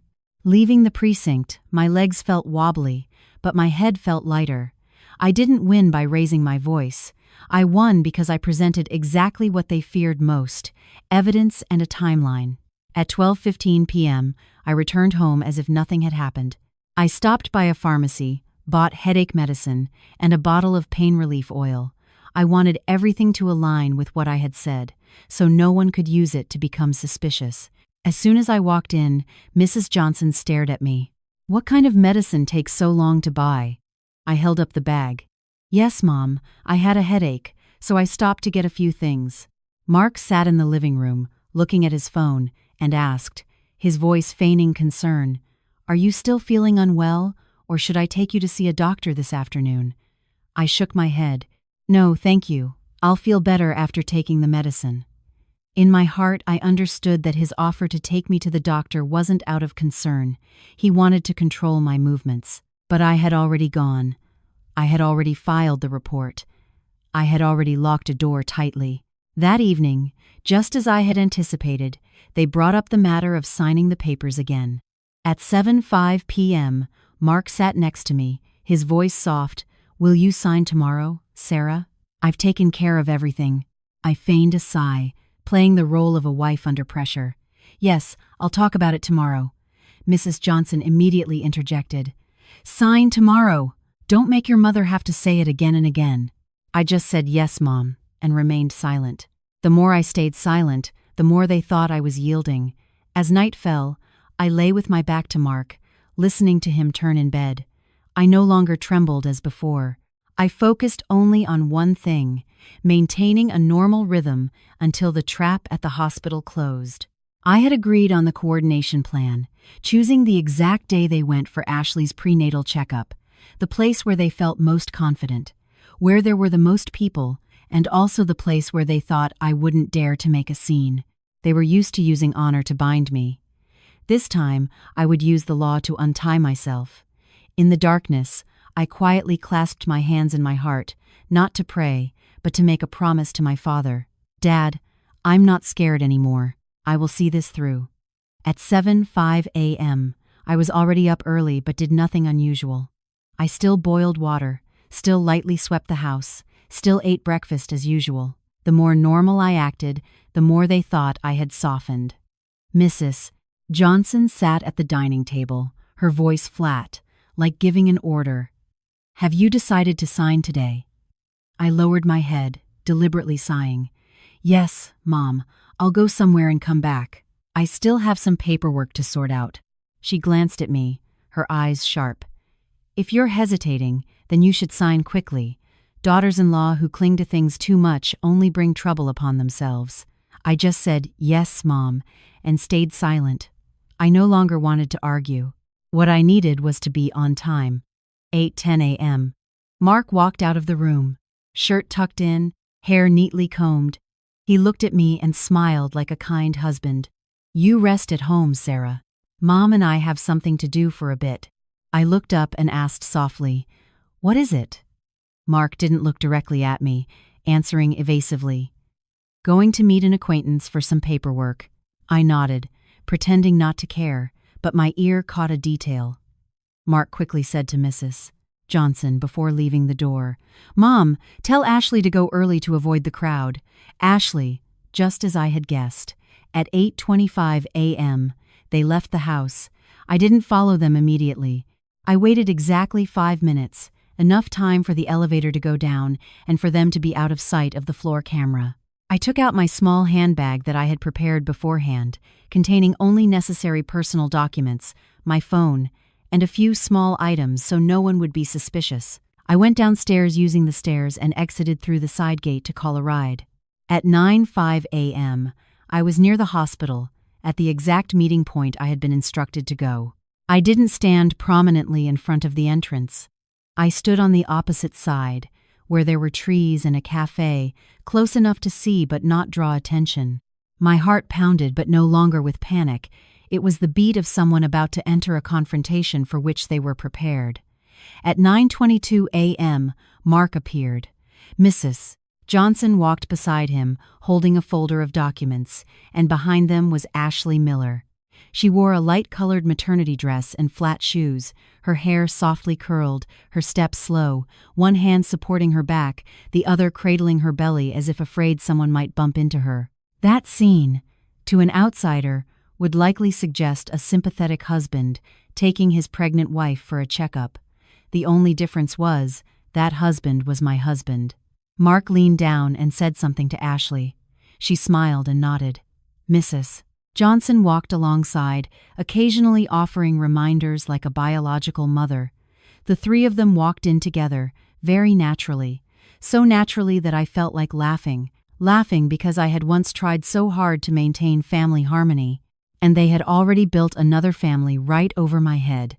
At 9:35 a.m., they sat in the waiting area. Mark took a number. Mrs. Johnson went to buy water. Ashley sat leaning against a chair, stroking her belly. I looked at that scene, my throat constricting, not out of jealousy anymore, but out of humiliation. Humiliation for having once believed, humiliation for my father for having cared for the wrong people. I took a deep breath and walked inside. I didn't walk fast or slow. I walked like someone going to the hospital for my own business. With each step I took, I reminded myself, stay calm, speak little, provide evidence, and let the authorities handle the rest. At 9:41 a.m., I stood a few yards from them. Mrs. Johnson, who had just returned, saw me immediately, her eyes widening for a beat. Then she jumped up, her voice sharp. "What are you doing here?" Mark heard her and spun around, his face paling, his lips twitching like someone caught red-handed. Ashley also looked up, blinking repeatedly, then immediately clutched her belly tighter. I looked directly at Mark, my voice even. "I came to the hospital. There's something that needs to be clarified." Mark took a step forward, lowering his voice as if wanting to pull me to a secluded spot. "Sarah, go home. There are too many people here. It'll be embarrassing to talk," I replied simply. "Are you afraid of embarrassment, or afraid of being exposed?" Mark faltered. Mrs. Johnson immediately snapped at me, speaking louder, intentionally for those around to hear. "This woman is consumed by jealousy, she's making things up, she's disrupting people's lives." I didn't argue. I didn't fight back like they expected. I just stood still, my eyes on Mrs. Johnson. "Mom says I'm making things up? Then please explain to me why you're here for a prenatal checkup with Mark's acquaintance and calling her by such an intimate name like family." Mrs. Johnson clutched her chest, acting immediately. "I'm with my son. I care for whoever I care for. It's none of your business." Ashley then spoke up, her voice half sobbing, half telling, "Sister, please don't do this. I'm pregnant. Please don't pressure me." She spoke, but her eyes darted to Mark as if waiting for him to shield her. Mark quickly said, "Sarah, if you want anything, let's talk about it at home. Don't do this here." At 9:46 a.m., just then, 2 uniformed officers approached. They didn't speak loudly, just stood next to me, showed their credentials, and stated firmly, "Mr. Johnson and Mrs. Johnson, we need you to come with us to the precinct for questioning regarding a report filed." The atmosphere felt as if all the air had been sucked out. Mark stood frozen, his mouth opening then closing. Mrs. Johnson froze, then immediately shrieked, "Oh my God, she's slandering us! My family hasn't done anything."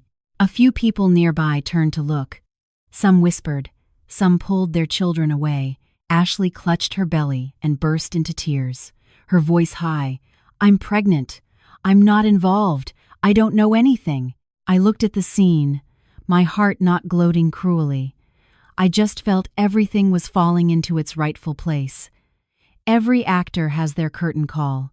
At 9:49 a.m., Mark tried to regain his composure, turned to me, his voice sharp, "You've gone this far, haven't you?" I replied very softly, but clearly, "You went as far as tampering with my father's medicine, so what I'm doing is still mild." Mark's face turned completely pale. Mrs. Johnson, hearing medicine, blinked repeatedly, then screamed, "Such lies! How immoral!" The officer maintained a calm tone. "We have received documents and require your cooperation. Please come with us." Mark still tried to stall. "I'm busy. I brought my family member for a checkup." The officer looked at Ashley. "The checkup can still proceed according to medical protocol, but regarding the report filed, Mr. Johnson and Mrs. Johnson need to come in for questioning immediately." Mrs. Johnson started to cry loudly. "Oh my heavens, our family was peaceful, and our daughter-in-law ruined it. I looked at her and said just one sentence, nothing more. What kind of peace requires forcing your daughter-in-law to sign a power of attorney to get $1.5 million? Mrs. Johnson was speechless. Mark turned away, his eyes darting as if looking for an escape. But the hospital was crowded, and the looks from those around were enough to make them understand. There was no going back to how things were. At 9:58 a.m., they were escorted to a separate area for questioning.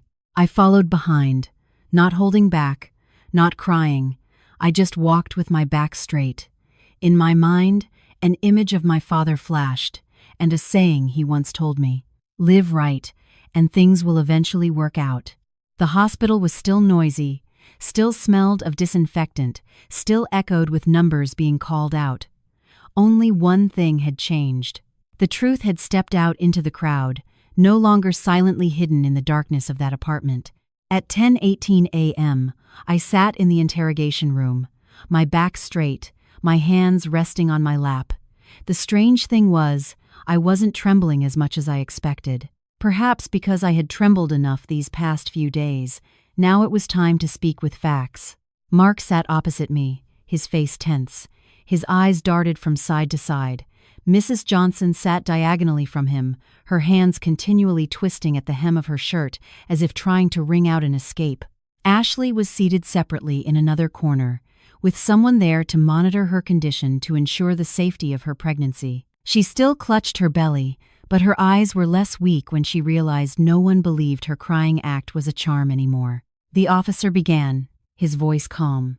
"We are proceeding based on the report filed and the documents provided by Miss Sarah Davis. We request your cooperation.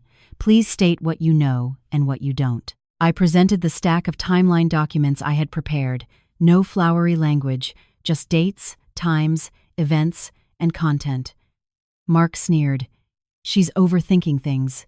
It's just a marital dispute, and she's blowing it out of proportion." I looked directly at Mark, not raising my voice. If it was just an argument, you wouldn't need to create a secondary account to tamper with the in-home cameras. If it was just an argument, you wouldn't present a power of attorney document to receive my compensation money on my behalf. Mark's eye twitched slightly. Mrs. Johnson immediately interjected. "You talk as if you're right. In any family, who doesn't give their husband power of attorney?" The officer tapped his pen lightly on the table. "Please calm down, ma'am. This is an interview. We will ask questions based on the evidence." At 10:31 a.m., I was asked to represent my case according to the timeline. I recounted each event concisely, in the correct order, without adding or subtracting emotions. When I spoke of the $1.5 million compensation for the highway expansion, I said only one sentence: "That is my father's legacy. I keep it for his memorial and for my life, not for anyone to take advantage of the title of husband and wife to steal." The officer asked Mark, "Did you present a power of attorney document for Miss Davis to sign?" Mark tried to deny it, then seeing the officer's eyes, he changed his tone. "Yes, but it was just for convenience in handling procedures." I placed the stack of papers on the table, pointing directly to the authority section, for convenience, yet the power to receive money, the power to sign many important documents, all rested with him. Mrs. Johnson pursed her lips. "But they're husband and wife." I turned to her, my voice still even. "You say husband and wife, but you also said a daughter-in-law is an outsider, and money is family. You said that at 6:45 a.m. I have a recording." The air in the room froze. Mrs. Johnson's eyes widened. "A recording?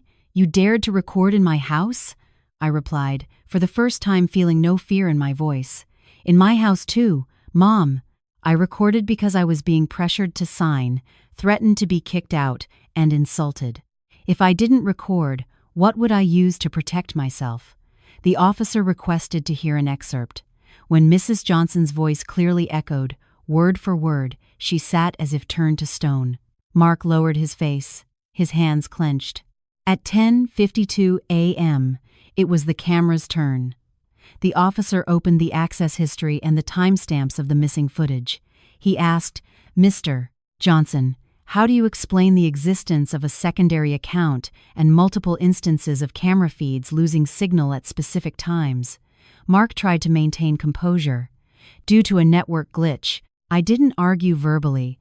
I simply presented the chart of matching timestamps, a glitch that conveniently happened when you brought Ashley Miller home and when you and Mom discussed plans in the kitchen. Mark looked up, his voice sharp. You were spying on me! I looked straight at him. You spied on my documents first. I just looked to understand what was being done to me. The officer shifted to ask about Ashley Miller. What is your relationship with Miss Ashley Miller? Mark stammered. Just a business acquaintance. Ashley choked up. I made a mistake. I felt a chill at the words made a mistake. One doesn't just make a mistake and then have someone take them for checkups, have someone stand by them like family, and certainly not have my mother-in-law accompany them as a sponsor. But I didn't argue. I just said one sentence, enough to seal the case. If it's just an acquaintance, why did he say to wait for the kid to be born, then figure things out? And why did my mother-in-law call Ashley like she was family? Mrs. Johnson suddenly burst into tears. I felt sorry for her being pregnant, so I helped her, that's all. I looked at her gently but sharply. You felt sorry for her, so you conspired with your son to pressure your daughter-in-law to sign away her money. I cannot accept that kind of pity. At 11:23 a.m., the officer asked about the part that caused me the most pain. My father. The entire room seemed to grow quieter. I heard the rustling of papers and even my own breathing. Miss Davis reported an audio recording related to Mr. Johnson mentioning your father's heart medication. Please confirm. I nodded, my throat constricted, but no tears fell. Yes, my father suffered from a heart condition and raised me alone. The day he died, I frantically searched for his medicine and couldn't find it. I thought it was fate. But in the recording, Mr. Johnson said he had hidden the medicine for a moment. Mark half rose from his seat, then slumped back down, his voice desperately denying, I said that in anger. I didn't do it. The officer looked directly at Mark. Are you asserting you didn't do it, or that you don't recall saying it? Because the audio recording didn't create itself. Mrs. Johnson was no longer crying, she was just gasping, her eyes darting constantly. I suddenly realized that the person who always spoke of traditions and propriety when faced with evidence could only try to evade. I spoke very softly, but clearly. I'm not asking anyone to punish them on my behalf. I just ask that it be clarified. My father lived with integrity. He didn't deserve to die in obscurity. The officer noted it down, instructing me to provide additional documents related to my father's health, old hospital records, and witnesses. I nodded. I understood this matter couldn't be resolved in one session, but I also understood that from today, they couldn't just close the door and settle things among themselves anymore. At 11:55 a.m., the interview was paused to complete the next procedures. Mark sat still, no longer with the same arrogant look. Mrs. Johnson looked at me, her eyes a mix of hatred and fear. As for me, I felt an emptiness in my heart, painful, but behind that pain was something more solid. They often say, greed devours itself. Today, I didn't need to say anything more, because they had dug their own pit with their greed, their cruelty, and their contempt for a daughter-in-law they thought only knew how to say yes. At 1:10 p.m., I left the precinct, feeling both exhausted and clear-headed. The sun outside was glaring, people bustling about, and I felt as if I had just walked through a silent storm, with only the sound of my own heart breaking and then piecing itself back together. I didn't go straight home. I stopped by the bank first to check my safety deposit box, ensuring everything was correct. The clerk asked if I needed any further assistance. I just said, I want everything to follow proper procedure. I had learned one thing during these days: the fewer unnecessary words, the fewer loopholes. At 2 p.m., I received a follow-up call with further instructions.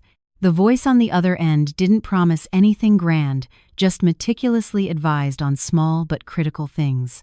Limit being alone, don't carry original documents, don't sign anything while feeling confused, and report immediately if there are any signs of threats. I listened to each sentence, nodding even though they couldn't see me. One tree does not make a mountain. I wasn't foolish enough to do this alone anymore. At 3:20 p.m., I called Mrs. Peterson. I only said briefly, "I'm okay, Mrs. Peterson." She was silent for a few seconds, then sighed with relief. Her voice choked. "Oh my goodness, so you escaped. I haven't been able to eat or sleep well for days." My nose tingled with emotion. I quietly asked her, "Please take care of yourself. Don't tell anyone. I don't want you to be implicated." She replied simply, "Okay, I know." It was a short call, but I no longer felt alone within those four walls. At 4:10 p.m., I returned to the apartment. I went up by elevator as usual, but my heart was different. As the door opened, I saw Mrs. Johnson sitting in the living room, her back straight, her eyes red as if she had been crying. Mark stood near the window, holding his phone but unable to tap anything, his face ashen. No one asked me where I had been anymore. Mrs. Johnson spoke first, her voice no longer bitter like at dinner. It was the voice of someone who had just been pulled from an imagined throne. "You went this far. Are you satisfied?" I didn't reply in an argumentative way. I put my bag down and looked directly at her. I didn't do this to be satisfied. I did this to make things clear. Mark took a step forward, his voice sharp but breathless. "What do you want? Money? I'll pay you, just don't make a big deal." I heard the word pay and found it amusing. $1.5 million was my father's compensation, not Mark's charity. I said slowly, "I don't need you to pay me. I just need you to stop, and you must take responsibility for what you said and what you did." Mrs. Johnson burst into tears, but her tears no longer softened me. I had once been soft, thinking a mother-in-law was also a mother. Now I understood that some people only use the word mother to force a daughter-in-law to bow her head. I walked straight into the room to change clothes, then began packing my personal belongings. I didn't gather everything as if moving out. I only took essential items, a few changes of clothes, personal documents, and mementos of my father. I worked with strange calmness, perhaps because, in my heart, I had already left this house the moment I heard them mention my father's heart medication. At 5:05 p.m., Mrs. Johnson stood at the bedroom door, her voice lowered. "Sarah, matters within the family should be discussed behind closed doors. Don't let outsiders laugh at us." I turned to look at her. Whether outsiders laugh or not, I don't care. I only know that my father couldn't die in obscurity, and I cannot live in a trap. Mrs. Johnson fell silent. Mark stood behind her, his eyes looking at me as if he didn't recognize the person in front of him. Perhaps he was used to a Sarah who only knew how to say yes. He wasn't used to a Sarah who spoke her mind. At 6:30 p.m., I left the apartment. I didn't drag my suitcase noisily. I just carried a large bag and a small one. Before leaving, I looked back at the living room, the dining table, the TV stand, things I had cleaned every day. I felt no regret. I only felt light. That evening, I stayed with my aunt. My aunt looked at me, didn't ask many questions, just prepared a bowl of warm soup for me. She said a very practical thing. "Eat, honey. As long as you're alive, you can still put things right." I lowered my head, a single tear falling. Not because I was weak, but because finally I was allowed to lean on someone. At 9:15 p.m., I did something decisive, prepared the divorce papers. I didn't write at length.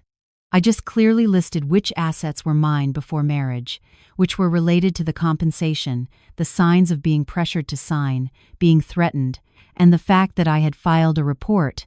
I worked like an accountant, clear, clean, leaving no room for anyone to twist things. At 11 p.m., my phone vibrated, a message from Mark, longer than usual.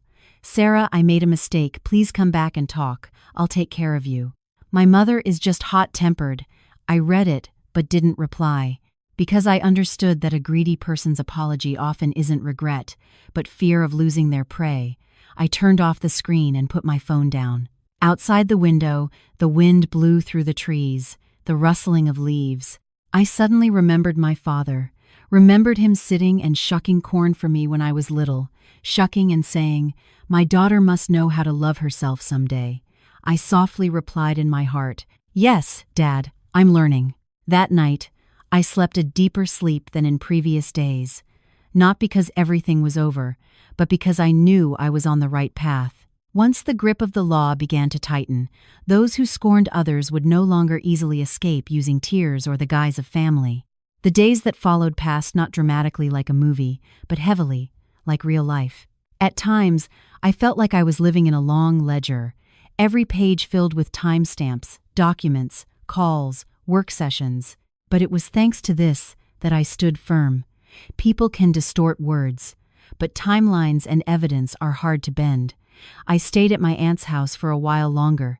During the day, I went to work as usual to maintain a normal routine. At night, I supplemented the files related to my father's health, searched for old heart exam records, old prescriptions, and even people who had witnessed my father's attack on his last day. Each time I held a document with a doctor's signature, my heart ached again.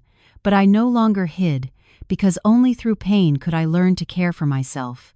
To care for myself meant daring to face the truth.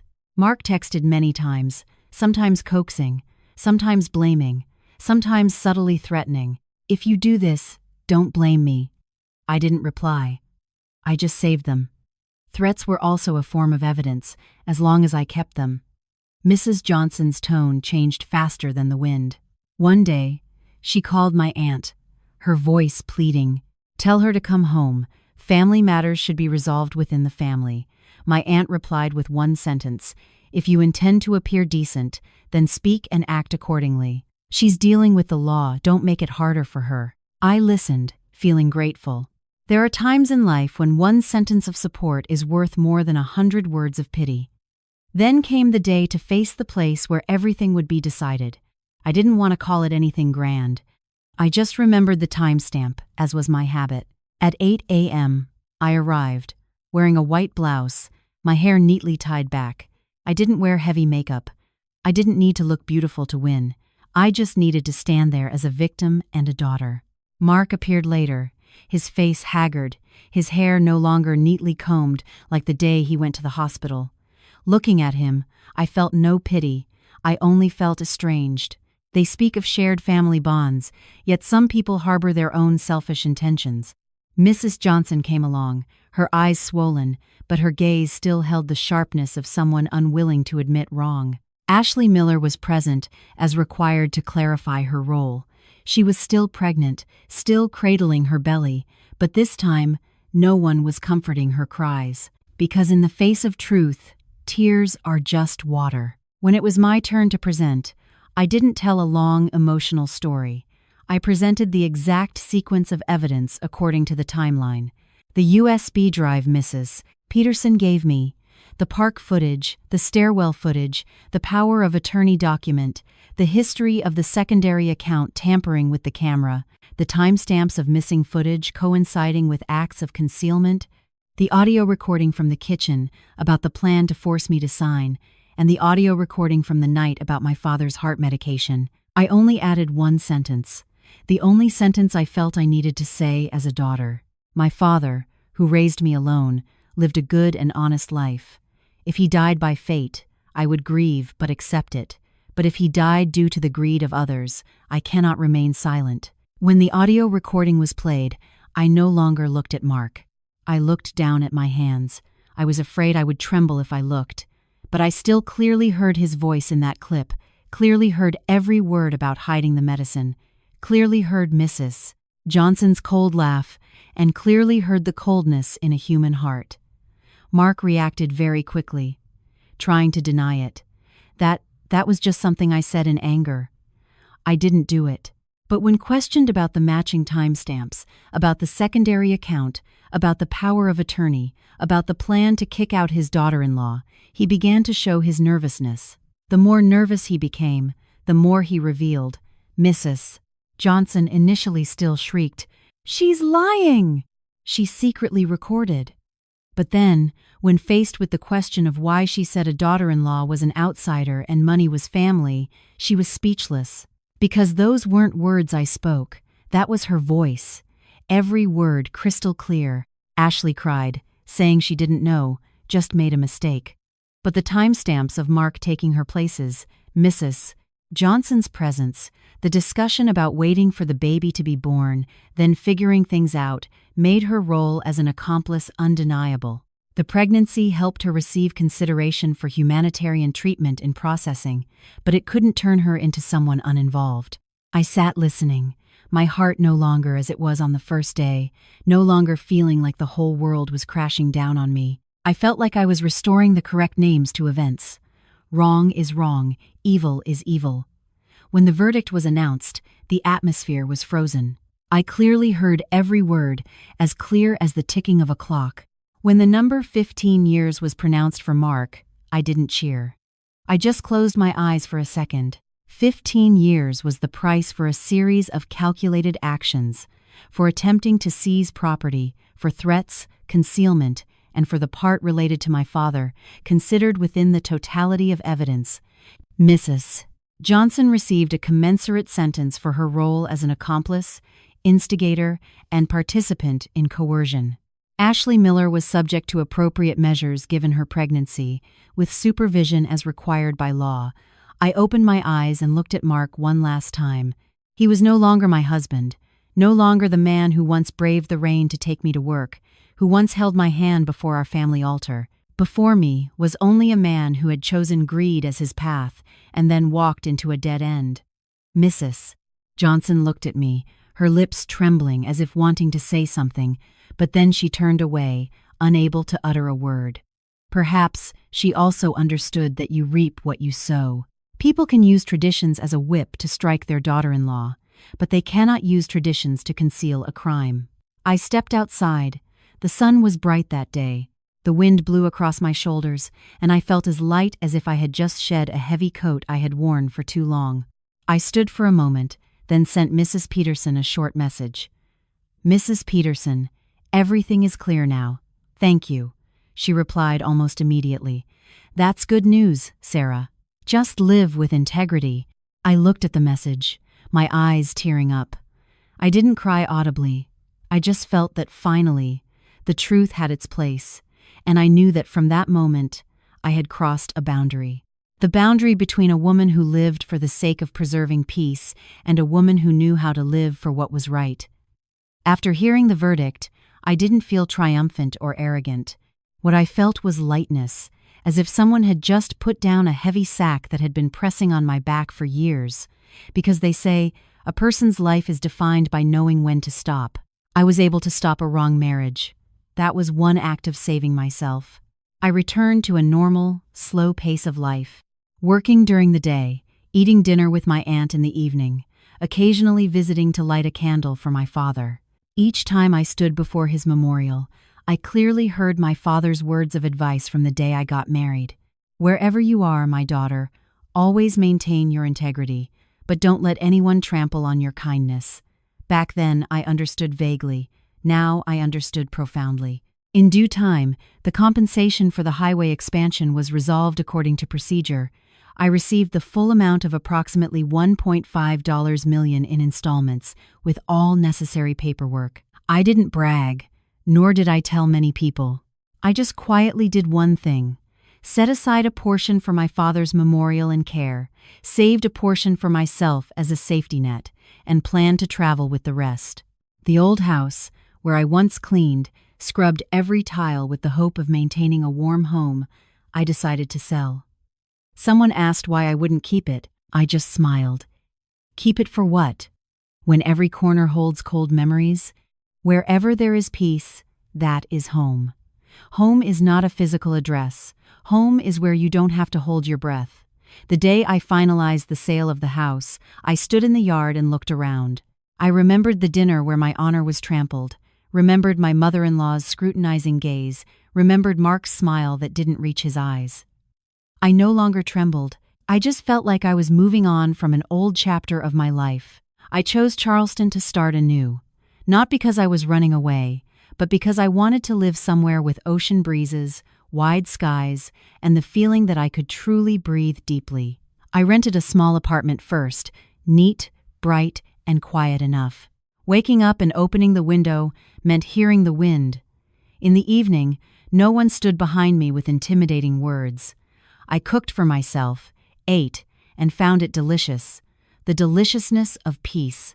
One person I didn't forget was Mrs. Peterson.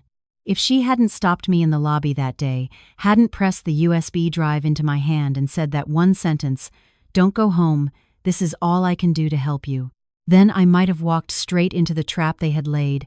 I might have been forced to sign in a panic. I might have lost everything, even my life.